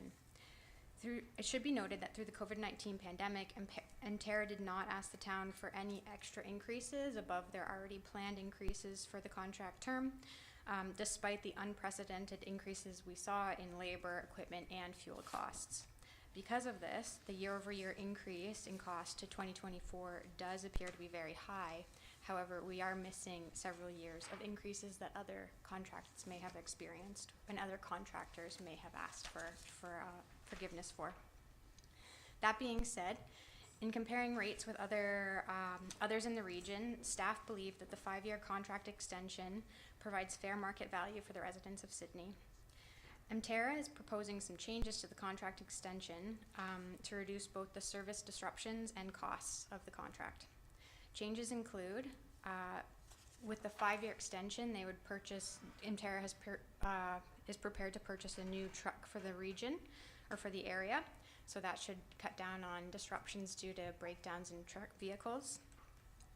They plan to reduce the pickups from, right now they pick up 6 days a week with garbage and kitchen scraps 5 days, and yard waste on the Saturday. And so the yard waste would actually be picked up on Fridays moving forward if we were to move forward with this, and garbage would be compressed into the 4 workday week. So that would also reduce impacts on their labor resources.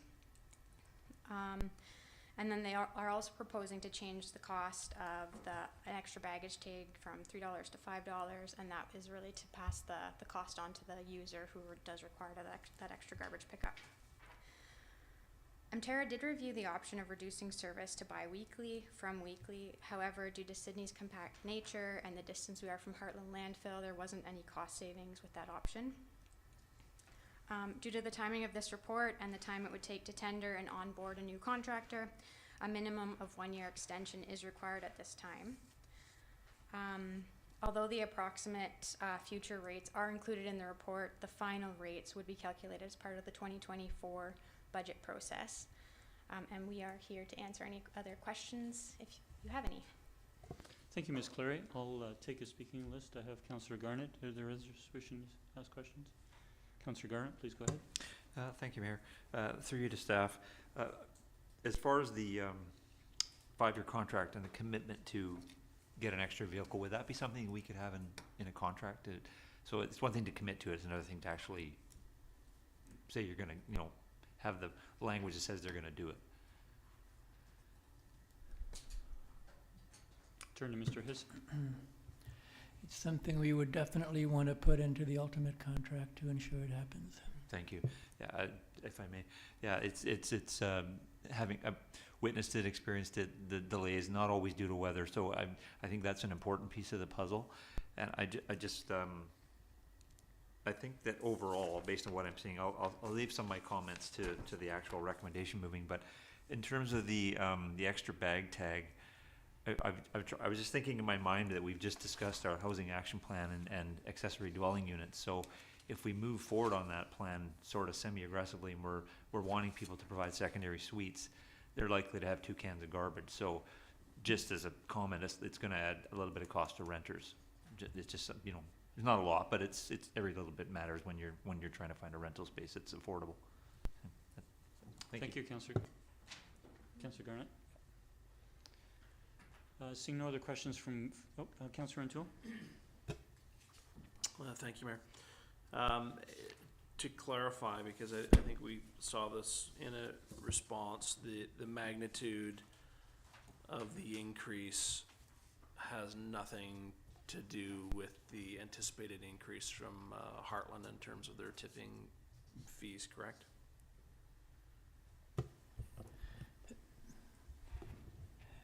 There will be an increase to the tipping fees, but there will be of a much lower magnitude. So the projected garbage fee factors both of those in, and perhaps over factors it, because roughly it's 70% to do with the pickup and 30% with the landfill fees. So we think our projected rate more than captures both. Okay, thank you. And if I may, through to staff, just looking at the table and the report, if I'm understanding this correctly, in the examples you've provided of other municipalities and the CRD comparing us directly to View Royal, we have a fairly cost-effective program currently. Is that a fair assessment through to staff? That is correct. Thank you. And if we were to see the 5-year extension increase by 60%, we would still be very competitive within $4 user rate annually of what, for example, View Royal is currently paying. Does that sound correct? Yes, it is. We had a really good long run with having by far the lowest rates in the region, but I think because there are so many external factors here that negate the compact nature of our little municipality, I think that run is largely over, but we'll still be more than competitive. Thank you, and I think that's my point, that even with the 5-year contract and this significant increase, that would take us to a level quite compatible to what at least another municipality is paying, or the residents are paying in the CRD with a weekly service in a similar sized community is my take on this, and I'm hearing from staff that that is correct. Thank you. Thank you, Councillor O'Toole, and I'll go to Councillor O'Keefe and then myself. Thank you.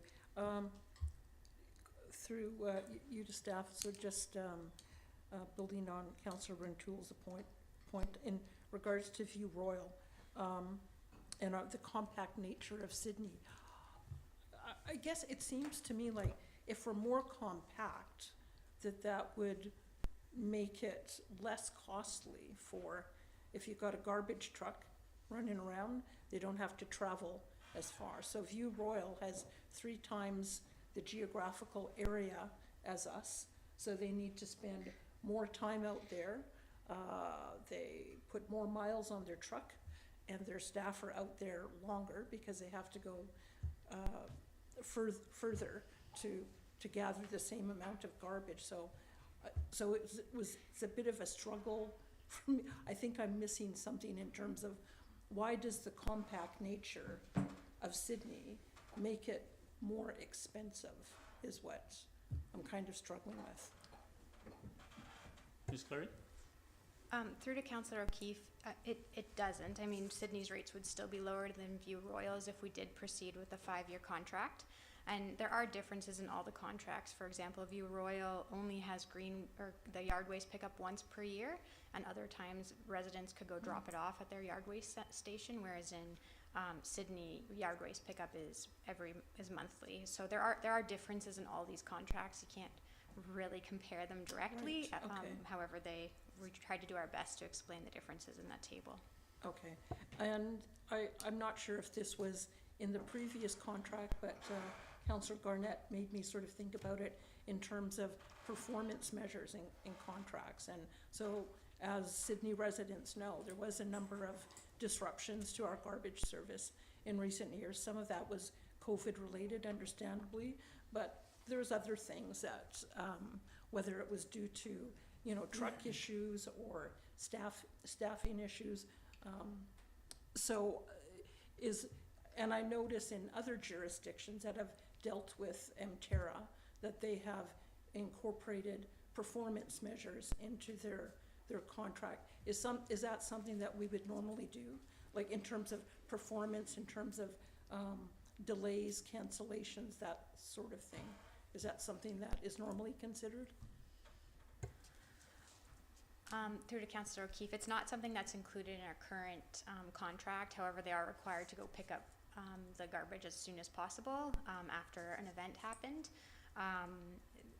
And I understand CRD has some performance measures in their future contract, which comes into effect in 2024, and it's yet to be seen how that will really work. As mentioned in staff's answer today was, snow removal, for example, is a municipality's or a region's responsibility to do. So we have very little control over that. There's also things outside of contractors' control. However, MTERRA is putting things in place, like the 5-day-a-week work schedule versus 6 days really does allow more, it cuts down on the total number of man hours required to do the work, and also gives their staff sufficient break over the weekends. So they are trying to put things in place. Also with the 5-year contract, a new truck in the region would really help reduce truck breakdowns. And then it would also provide them with that older truck as a backup if there is a breakdown too, right? So there are multiple benefits in purchasing a new truck for the area. So they are doing their best to try to reduce those. However, it's yet to be seen how CRD's penalty-based contract will actually play out. Okay, thank you for that. Thanks, Councillor Keefe. I had myself next on the speaking list. I have about 5 questions, and the first is actually further to the comparison with View Royal. And are staff aware of when View Royal would have negotiated their 2023 user rate? We're appreciating that our 2023 user rate was negotiated 5 years ago, and it's very good. So I'm just wondering, for context, View Royal. 2022 was the first year of their new contracts. This is the second year rate. Thank you. My second question is, in the 5-year contract that we currently have with Terra, is there a COLA through each of the 5 years? Cost of living adjustment?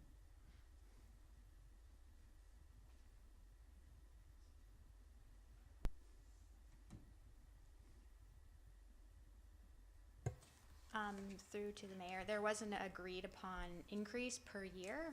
However, it's not specifically named COLA.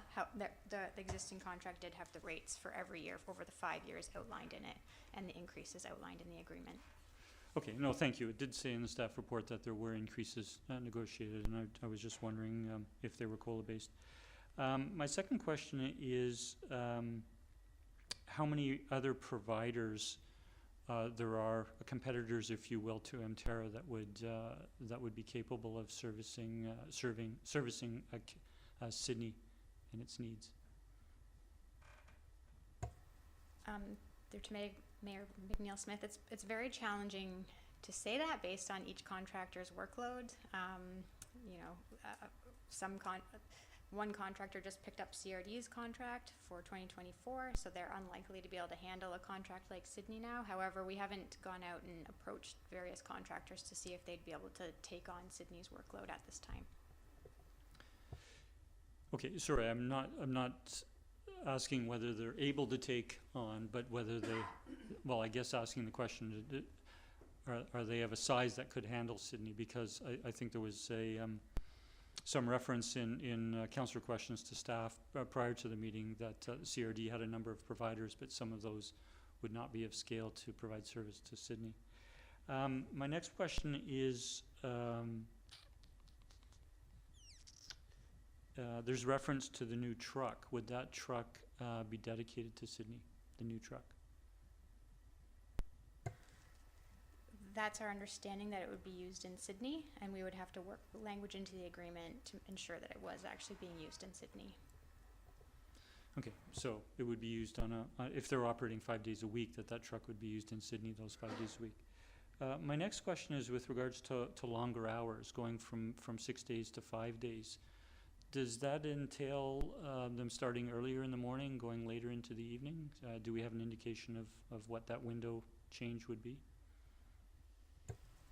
Our understanding is that they would work longer days, and there was no discussion about starting earlier in the morning.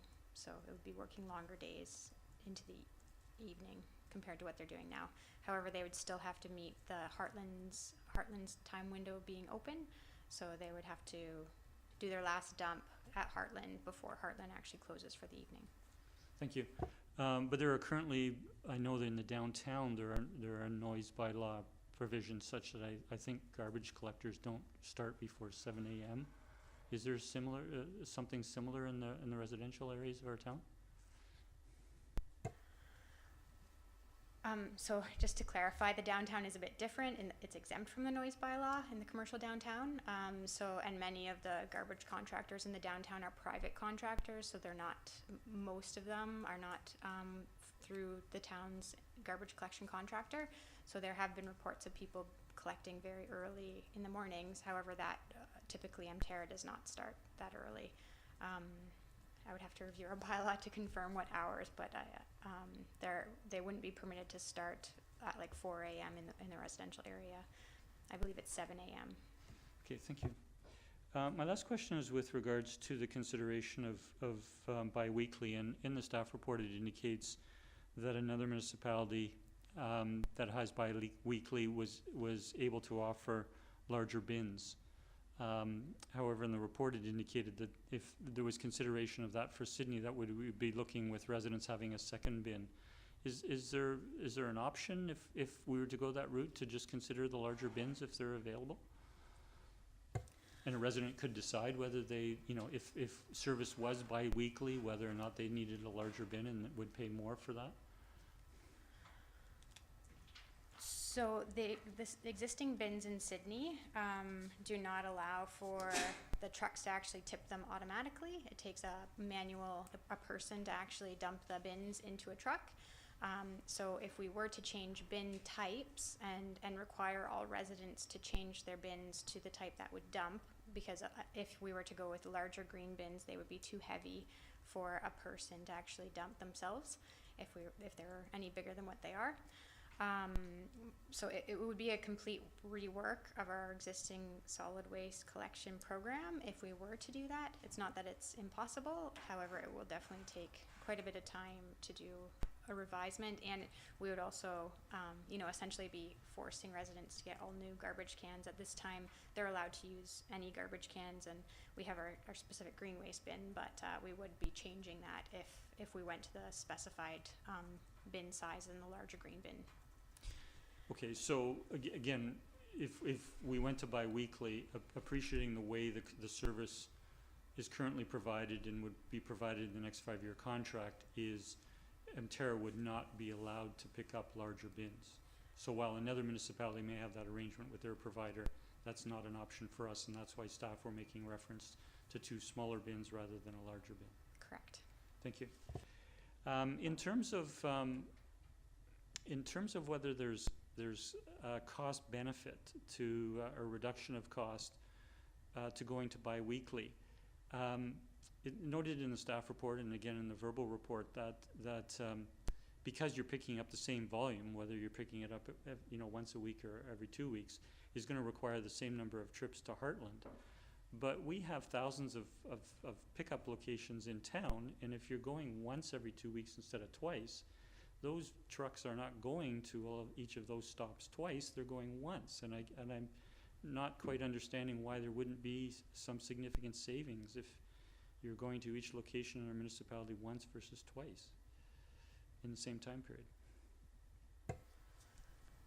So again, because Sidney is very small and compact, there's not actually much driving within the municipality to drive around the various streets. So the marginal rate of actually driving within the municipality to do, half the municipality 1 week and half the municipality the second week versus the whole municipality every week wasn't enough to make any cost implication for Terra. We did ask them to review that because we were very interested in proceeding or pursuing that option, or even down the road potentially. However, at this time they said there would be no cost impact. Thank you. My last question is with regards to the 5-year option, renewal option, and sorry, would it be a COLA or a negotiated increase in each of the next 4 years? So we had discussed doing a CPI increase and an increase based on the fuel index for Vancouver Island annually. Thank you. Thank you very much for taking those questions. I'll turn to Councillor Novick. Thank you, Mr. Mayor. I'm looking at these costs again, just to follow up from the Mayor's comments and through you to staff. We have a price for 2024 of $600,000 and change. That is the price for 2024, and you suggested that there would be a CPI or approximate like increase in each of the subsequent 4 years of the contract. Is that correct? That is correct, a CPI and a fuel index increase. So that would make the increase, the average increase for the period from 2024 to, 2029, to be well over 60% on average, annualized. Is that correct? Sorry, so, just to clarify, the new base rate would be the 600,000, and then it would be an index increase over the 600,000. It's not, an increase 60% plus, but, there would be an increase annually based on that 600,000 as the starting point.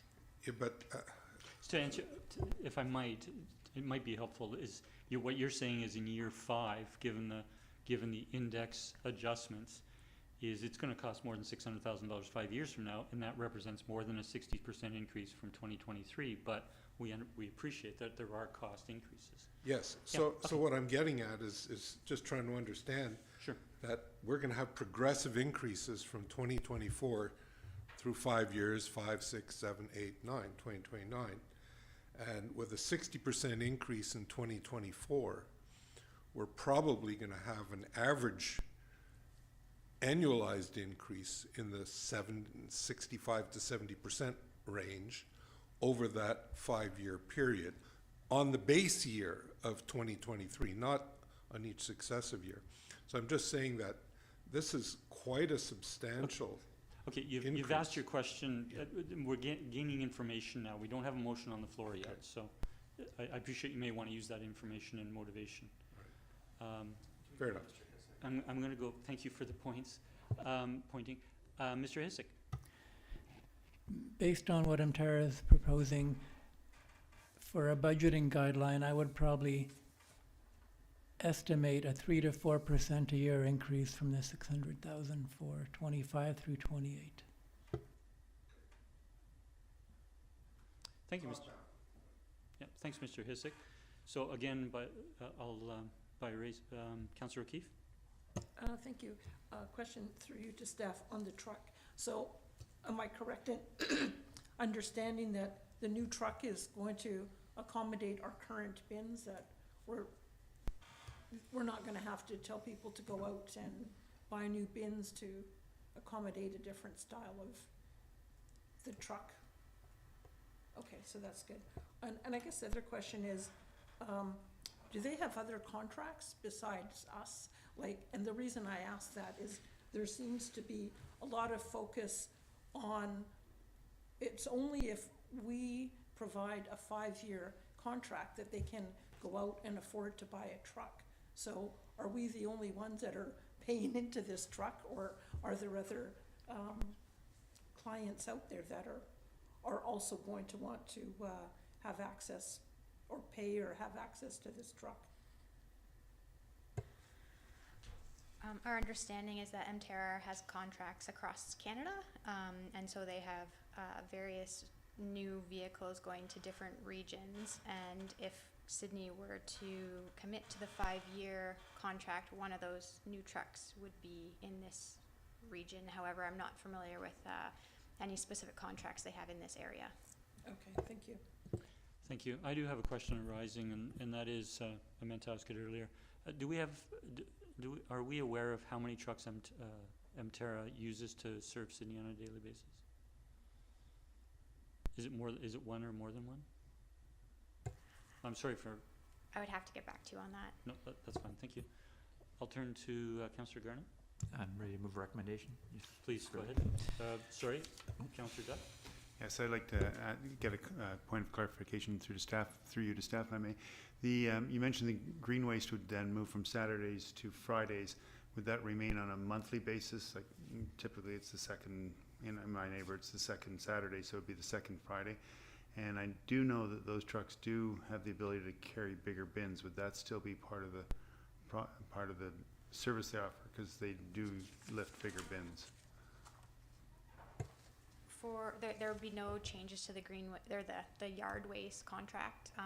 However, there's still requirements. There's weight requirements per load, which would still be in place. But yeah. Thank you. Thanks, Councillor Duck. I'll turn to Councillor Garnett for a motion. I'll move the recommendation that the town be authorized to enter into a 5-year contract extension with Emterra Environmental for 24 to 2028 based on Emterra's proposed 5-year contract extension rates. Second. We have it moved and seconded. I'll turn to the mover and seconder. Thank you, Mayor. Just as a point of reference, I'm just breaking down the numbers, and having lived in Sidney for over 22 years, I think it works out to $13 a month. The increase is to $19.50 a month. It's a 50% increase. It seems large. But having now resided in North Saanich for 3 years as a comparative, because we're similar in populations, wide spread out like View Royal, you get great value for what you're paying. I pay almost double for my garbage pickup. I get the same, and I have to go to North Saanich to drop off my yard waste. They don't come to my door. So, I mean, it's heads and tails better in Sidney for it is in North Saanich, and that's where my comparative lies. So that's why I think this is a good deal. I think staff's done a good job. Thank you. Thank you, Councillor Garnett. I'll turn to Councillor Duck as the seconder. Nothing to add. Thank you. I'll turn to other discussion. Councillor O'Keefe? Thanks. I did have some reservations about this. You know, the cost increase is significant. I would have liked to see us move to a 2-week cycle. But based on the questions the answers staff have provided tonight and in prior email correspondence, it seems like this is the best route to go. Also appreciate Councillor Garnett's insight into what it costs just across the way, so that's useful as well. So I think at this point I'm ready to support the motion. Thank you, Councillor O'Keefe. Councillor Rintoul? Yeah, thank you, Mayor. And likewise, I think like all of us concerned about the magnitude of the increase, certainly, but we see it in our daily lives as well. That obviously costs of an operation this size have gone up exponentially. And just looking at the option that was presented to us for a 1-year renewal, it doesn't seem to provide any surety, at least in my mind, that we're going to see a better opportunity come forward. This is a service provider we've been working with for a number of years. I certainly encourage staff to go through a tender process at the next opportunity, but I'll support the motion that's before us because I'm of the understanding that it's the most efficient option for the town. Thank you. Thank you, Councillor Rintoul. I'm very supportive of the motion, and I think one of the things we've not really touched on this evening is that while we have touched on that this is a 60% increase from 2023 rates, I think we need to acknowledge staff for the contract that they negotiated 5 years ago that has put us in a position where we were, it seems by a large measure, had a cost less than comparables elsewhere in the region, and so that's been of benefit to the community for the last 5 years, and it does while it represents a significant increase through the comparables that staff have presented and council has commented on, we're still in a very favorable position. I'll end my comments there, and seeing no further discussion, I'll call a question. All in favor? The motion carries unanimous. Thank you again to staff for bringing it forward. Point of order. Yes? I'd like to suggest a recess. I will call a recess until 8 o'clock.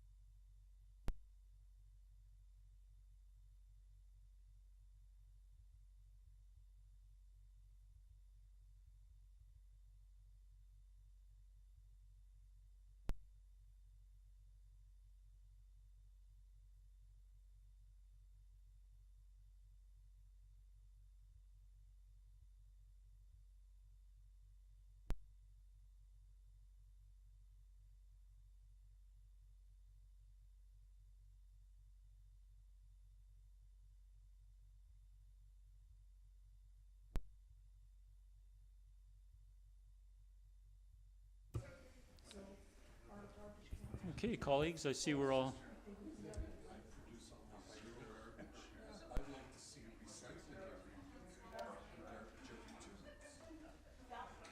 Okay, thanks everyone. We'll reconvene the meeting now at this time, and we'll now turn to the next staff report, which is item 13C, the Climate Action Plan Year in Review, and I'll turn to Mr. Newcomb, our Director of Community Planning. Thank you, Mr. Mayor. So this report provides an overview of the last year of Climate Action Plan implementation and a brief summary of the next steps staff are thinking of. So as council is aware, the Climate Action Plan was adopted just over a year ago in July of 2022. And since that time, chiefly Ms. Gilmar has been diligently working on implementation of that plan. So that's fallen into three categories. The first is on the corporate side, so looking at town emissions from our operations. And some of the projects we've looked at there are piloting electric parks equipment and monitoring and trying to reduce natural gas use in town buildings. On the community side, so that's all town greenhouse gas emissions. Ms. Gilmar has done a lot of work around policies, so implementing the OCP and the active transportation plan and what those might look like, as well as working on specific projects, sea level rise study that we've just received a grant for, and implementing the Clean BC top-up rebate program that council approved 2 years ago. As well, she's been working with the CRD through their Climate Action Working Group on a number of regional initiatives as well. So looking forward, we're looking at a number of initiatives, both on the corporate and community sides, around reducing transportation emissions, building emissions, a number of projects in that sector as well, climate risk adaptation, so sea level rise and things that may happen as a result of climate change. And the report also details a list of potential projects in some of those areas that council might consider at budget time. And more information on those will be forthcoming. So unfortunately, Ms. Gilmar is not here to answer any detailed questions tonight, but I will give it my best shot if you have any questions. Thank you. Thank you, Mr. Newcomb. I'll turn to colleagues. I have Councillor Garnett, then Councillor Duck, and Councillor O'Keefe. Thank you, Mayor, and through your staff. Thank you, Mr. Newcomb, for the report, and thank Ms. Gilmar when you see her next.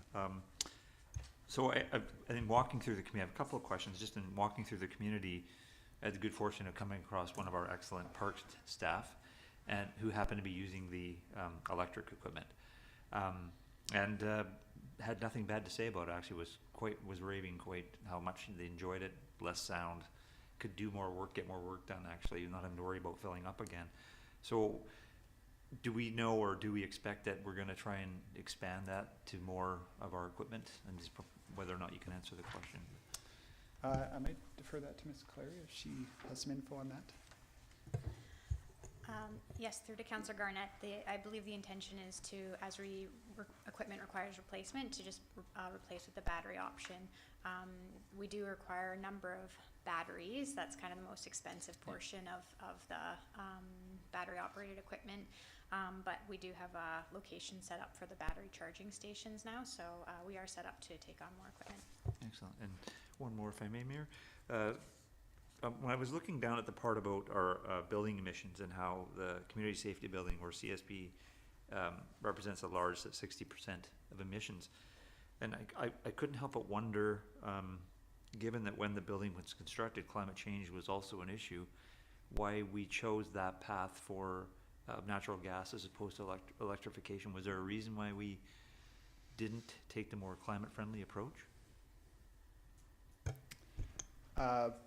Yeah, through the mayor to Councillor Garnett. I wasn't involved in detailed building design, but I assume that came out of architect and building engineering recommendations. Just for, large spaces like that can be very expensive to heat with electricity, and so gas is quite often the more, at least in the near term, the more efficient use.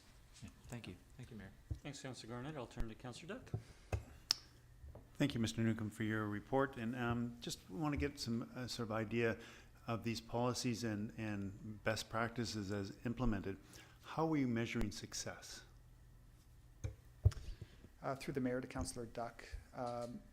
success will be measured over, I guess, in two ways. In the near term, it would be measured through implementation of specific projects that we know have a measurable impact on GHG emissions. And in the long term, it would be measured through a trend downward in the town's community and corporate GHG emissions overall. So the first one is measurable as projects get implemented. The second one, I think, because of the way that emissions are tracked, not just for Sidney, but for the entire region, it's a very complex process, and minute variations in emissions are not able to be tracked because of the way the emissions are tallied. So it will be a longer term process to look at the big picture, but I think you're probably looking more like 5 or 10 year scale to really see measurable changes. Thank you. Thanks, Councillor Duck. I'll turn to Councillor O'Keefe. Thank you. My question is along the same lines as Councillor Duck in terms of measurement, and I understand what you're saying. It's complicated. However, I'm hoping, I would like to see at least something that we can look at and provide to the community, some sort of climate action plan dashboard or something, whether there's key indicators that we could come up with. So for example, you know, when we're talking about increasing the rebates for heat pumps, that's a great thing. So, but instead of reporting out that we delivered $50,000, for example, on heat pumps, to me, I don't know what that translates into in terms of reduction in greenhouse gas emissions. Like, to me, that's not something that speaks to what our ultimate goal is. So if there's some sort of calculation where, you know, replacing one heat pump with, using a heat pump instead of natural gas or oil results in a reduction in X number of tons of greenhouse gas emissions, then at the end of the year we can say we did 50 heat pumps this year, that translated into a reduction in however many tons of greenhouse gas emissions. Also say maybe with our tree planting program, it's good to say that, okay, we planted, I don't know, 200 trees this year. That's cool, but I don't know what that means in terms of how does that contribute to the environment in terms of carbon sequestration or releasing more oxygen. So whether there's a way to kind of capture some of these things that we're doing and communicate it in that way to show how these things contribute, not just for us, but also for I think it's good for the community. And I think a dashboard is a good thing so that it's something that we can look at easily rather than, like, there's good information in the report about things that we're doing, but a dashboard would be a picture of, you know, kind of our progress, so. So through the mayor to Councillor O'Keefe, dashboard is something we can certainly do. The challenge with a lot of the community level emissions reductions projects is that they're mostly estimates, because, you know, we do know how many people have switched out their heat pumps, but we don't know what temperature they keep the thermostats at and what kind, often like what level of reductions we're seeing. So it's usually a general estimate. The corporate projects are a little different because we can track our own energy use and we know exactly how many GHG emissions we would have reduced through a specific, say, replacement project of some kind of equipment. But I think it would be helpful with a dashboard project to have, even with those estimates, and then put those in context with the overall picture of, you know, where are our emissions at and where would we like them to see them going. So yeah, I'll take that back to Ms. Gilmore for sure. Yeah, great. Thanks, Mr. Humble. Thank you, Mr. Mayor. Through yourself to Councillor O'Keefe. I think the other challenge is that I think an organization, in particular an organization of our size, can spend a lot of time trying to develop these types of reporting back mechanisms. And as per Mr. Newcomb's comments, the level of accuracy is potentially questionable as well. It's well and good for City of Victoria, Saanich, CRD to be able to have the capacity and resources to create these types of dashboards. But I think if we're going to be focusing on that, we have to acknowledge that it's taking time away from undertaking actions and moving forward with implementing some of these. So I think there's a balancing act here that we have to realize, especially for an organization our size when we're looking at this type of reporting back mechanism. Thanks, Mr. Humble. Councillor O'Keefe, you still Yeah, have the and- floor. Yeah, and I understand that. But I think I know that there's, it's just gonna be an estimate. I think we understand that. But I think the other thing that it's good for in terms of communicating out to the community. So it kind of raises, the level of the awareness about climate action and what we're doing. And now that, you know, the town council has funded a full-time climate change coordinator, my kind of expectation with funding of that was that we would have someone who would have some time to put into things like that, so. Thank you, Mr. Mayor, if I Yeah, may. please go And ahead. again, just acknowledging though that doing that is, again, a balancing act and taking away from the possibility of incorporating. It's one person, so it's incorporating the aspect of undertaking actions as well. So it's an important understanding of that trade-off. Thanks, Mr. Humble. Mr. Newcomb. And just to be very clear on the dashboard topic, it's not possible with the data collection systems that we have to provide sort of a numbers ticking away type of dashboard where, you know, over months or years, you might see sort of a semi-accurate decline in GHG emissions. We don't have the capacity to do that. I don't know of any municipality that has the capacity to do that at all. A lot of the emissions are shared and you know, regional emissions that are essentially dispersed amongst the member municipalities, and they're an estimate of what we think is happening, but we don't actually know what's happening. Thanks, Mr. Newcomb. Councillor O'Keefe. No, that's fine, just suggestion, and I guess I just want to say that I wasn't looking for anything really complicated, but just on a few of those key things that we do, like the number of trees or the number of heat pumps, not an ongoing dashboard updated on a daily basis, so that's all. Thanks. Thanks, Councillor. Councillor Duncan. Thank you. I think Mr. Newcomb essentially gave the answer that I was going to give, that was based on what we'd heard at the Intermunicipal Task Force when they talked about carbon accounting, that even in municipalities or cities like Vancouver that have an entire staff devoted to maybe their climate file that's the size, or, you know, their staff for the climate file is the size of our entire staff, they weren't able to make it cost effective to do that accounting.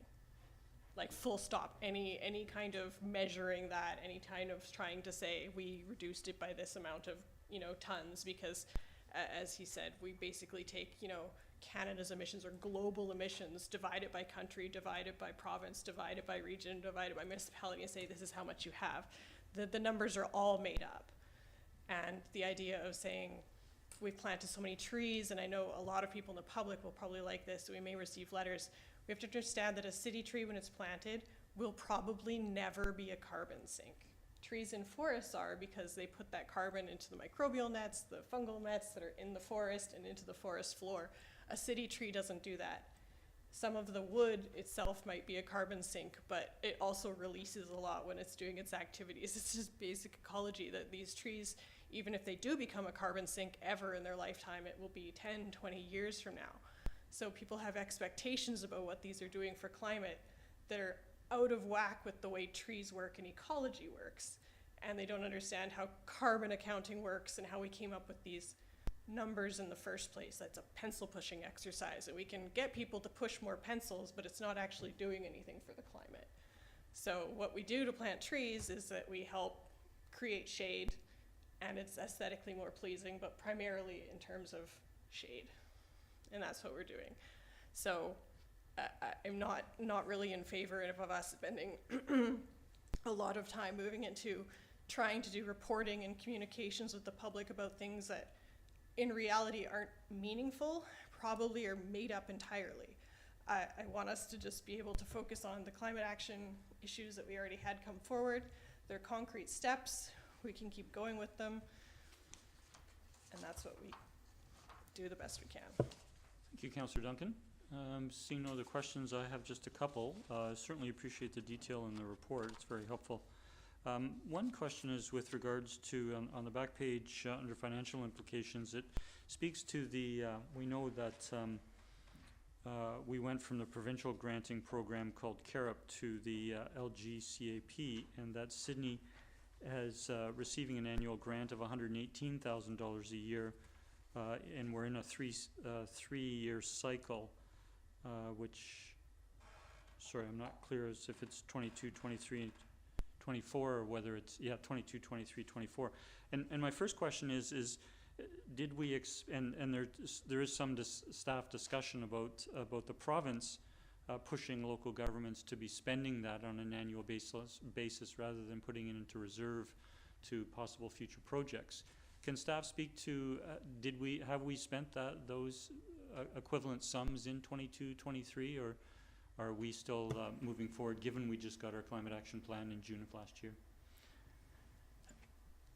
We are actually spending the money. We have plans for spending it, but because the 23 budget was the first time we really had a chance to report to council and get some authority to spend it on specific projects, we're just a little bit behind.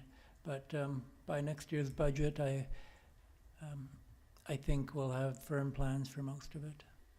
Thank you. And it does also speak to the climate action reserve fund that we have. That's has a current balance of $121,000. My second question is just on some of the specific initiatives that are spoken to, and one is the vehicle electrification of town vehicles, whether they be parks or works or otherwise. And I believe there's at least one other municipality that's introduced those vehicles. Are we close to initiating a project? Is that something that would come forward next year's budget, or are we still in the feasibility stage? Through to Mayor McNeil Smith. At this time, there's no standard pickup trucks that are without the bells and whistles, and like the higher end consumer type vehicles on the market that we know of. However, if that, in staff's opinion, that wouldn't be the best use of town resources to buy an electric vehicle that, you know, has way more add-ons than are actually required for municipal purposes. However, if that was something that council really wanted us to pursue, we could do that, with the knowledge that any pickup truck that was purchased now would have way more extras than what we actually need. And we would hope in a couple of years, pickup trucks for like the fleet level truck would be on the market, and we would then pursue that type of vehicle. Staff would then feel more comfortable without it seeming, you know, like we're purchasing a souped out vehicle for town fleet. No, thank you for that. And just a related question is that if there is other local municipalities, and City of Victoria may be one, have we communicated in terms of what their experience has been in trying electrified town vehicles? I believe Ms. Gilmar has been speaking with her counterparts in other municipalities at a fairly high level in terms of generalities, you know, whether or not they purchased a vehicle, what departments it's being used for, things like that. I don't know that we've got sort of detailed feedback on the performance for specific tasks and things like that. Thank you. The second is with regards to the CSB community safety building is spoken to in the report, and Councillor raised it this evening. And I think the staff report indicates that staff are again looking at feasibility. Do they anticipate the possibility of bringing something forward in the 2024 budget, or is there still much work to be done in terms of going from gas to electrification? In the CSB in particular? I mean, the CSB is a fairly new building, obviously, and the equipment in the building itself is in fairly good condition, given that it's almost new. So right now we're focusing on other town facilities rather than CSB specific equipment. Thank you.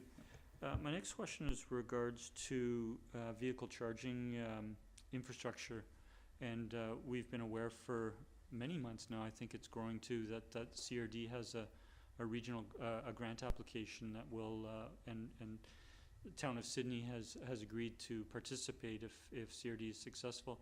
Do we have timelines on where CRD is in that grant process and where EV charging infrastructure could be going in the nearer term, 23, 24? I'm sorry, we don't have that information with us currently. Okay, I can also knock on the door of CRD for that, so, thank you.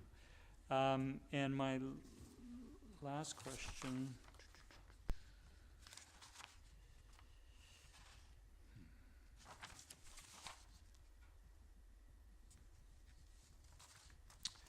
No, I think I'll leave my questions there. Thank you for the report, Council. We do know that this report was provided for information. We don't have any staff recommendations or motions to receive, so I'll just turn to Council if there's any further discussion or comment. And seeing none, thank staff again for the report, and we'll turn to our next item on the agenda, which is the 13D, the building permit reports for June and July 2023. We don't need a recommendation, but are there any questions or discussion first with staff? Seeing none, we'll go to correspondence, and we have raised the letters under 15.7 to 14.1, correspondence for information, and I'll turn to Councillor Duck, who raised those. Thank you, Mayor. Yes, I was most interested in the letter that was submitted by Ms. Gibbs regarding our water use, and I fully recognize that we have and we're very lucky in the Capital Regional District to have the Souk Reservoir and have it at probably over 75% remaining still in this extremely warm year.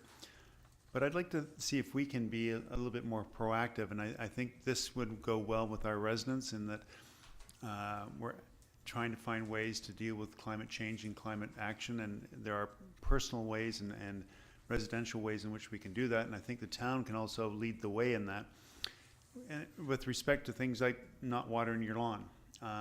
And I've noticed quite distinctly that our town lawns are very green, and yet many residents have stopped watering theirs, and I think there's a notable difference in that, and I think that we can be proactive in starting to bring that forward. And some communities have gone to the Golden Award, which is, for the giving out an award to those lawns that look great, golden versus green.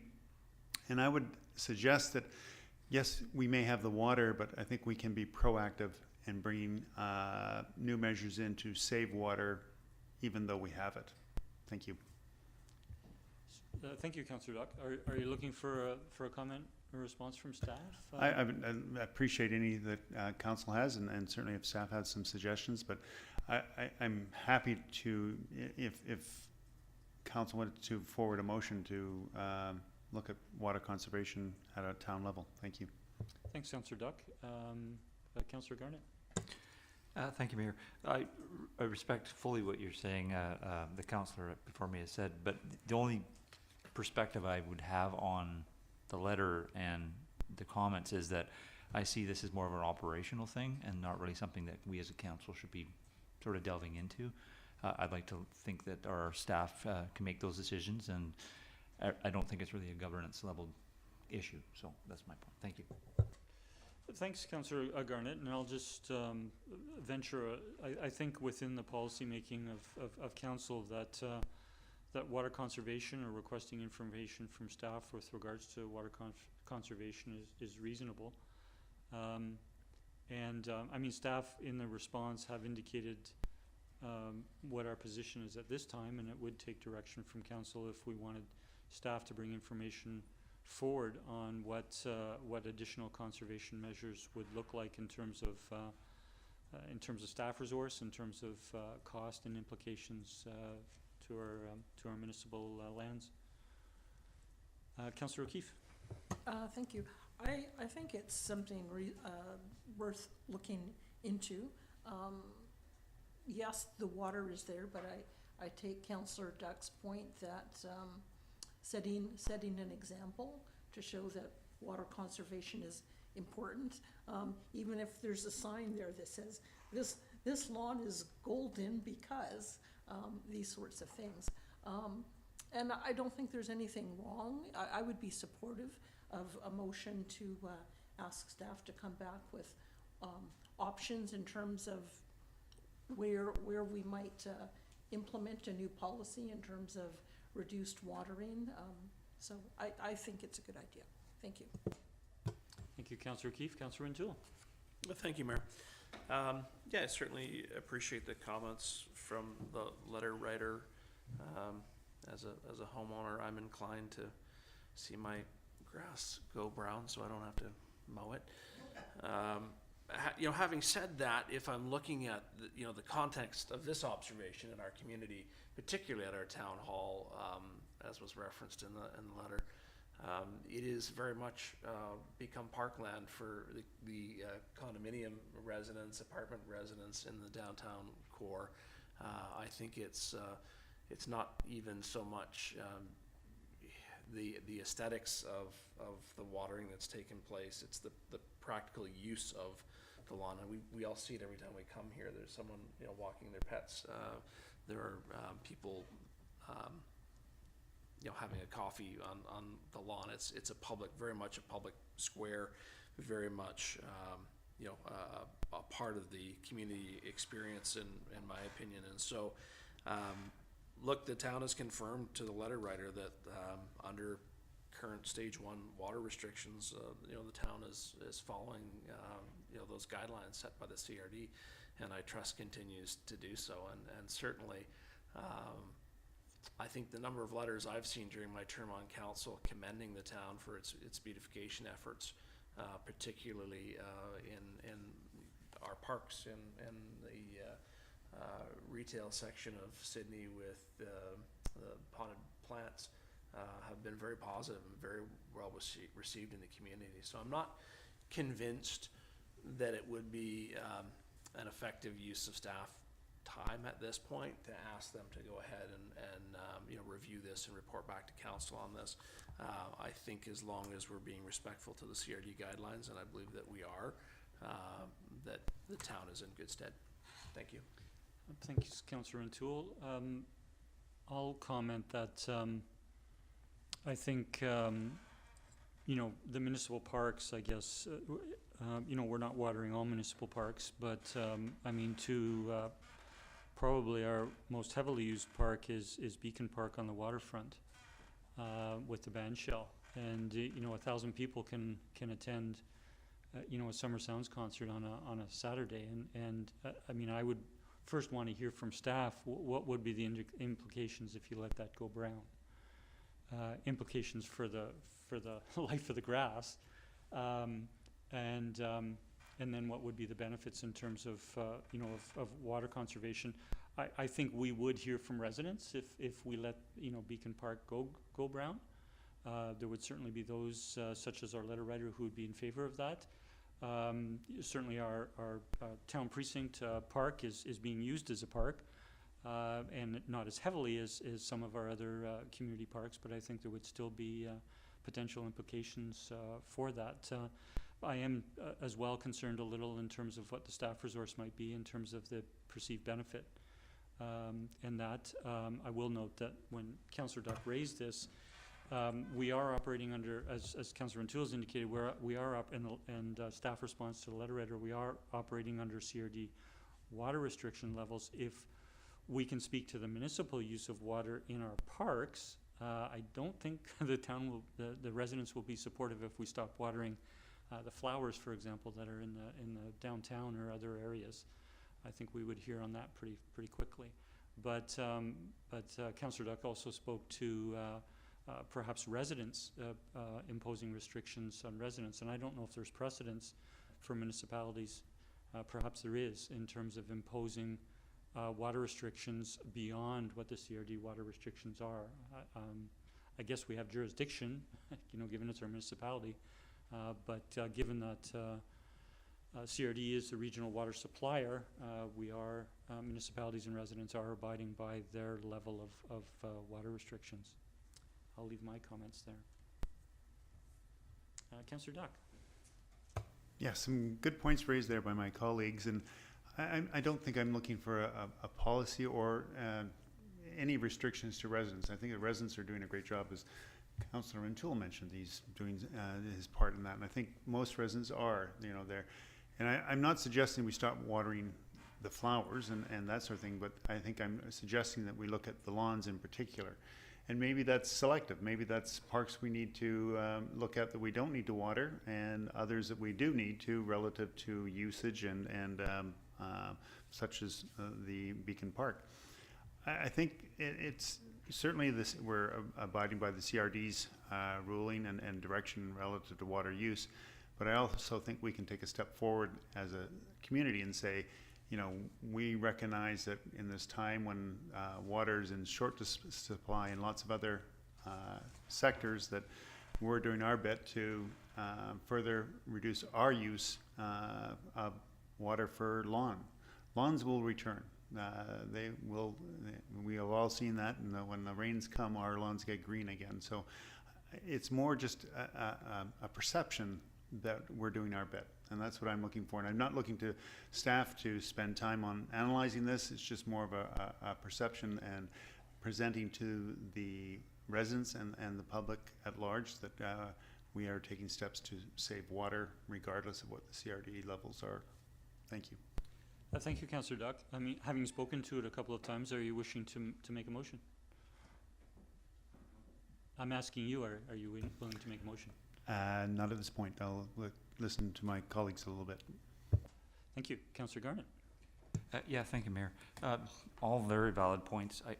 One concern that just popped in my head as everybody else is speaking is, I think of some of our parks that have been referenced here, and I think of the amount of foot traffic that goes in those parks, and if those are allowed to die, and what I've noticed a lot on my walks lately is a lot of cigarette butts, and my fear would be potential fire risks, and what could happen if one took hold in Beacon Park and then it's in the Pier Hotel, and it wouldn't take long if the wind was blowing properly. So that is just an aspect that just sort of popped in my mind right now, just based on what I've seen lately in my walks. Disconcertingly, a lot of cigarette butts on paths that I've been walking on, and it's very worrisome. So that's another aspect to it. Thank you. Thank you, Councillor Garnett. I'll turn to Councillor O'Keefe and Councillor Novick. As I said before, I don't think it's a bad idea, although I get the points about, is this something we need to do right now? And I'm kind of leaning towards no, just in terms of staff resources and that sort of thing. But maybe it's something that could be incorporated into part of our climate plan, as we tweak that along the way, that maybe as things, next year, maybe that's something we might start to look at in terms of, and I think we've talked about this with staff before in terms of the parks plan, in terms of starting to introduce drought-tolerant plants and those sorts of things. So I'm hoping that we'll see some of that stuff come from staff in the near future. Thanks, Councillor O'Keefe. Councillor Novick. Thank you, Mr. Mayor. I'm not convinced we have a problem that needs fixing here. In my community, most of the lawns are brown.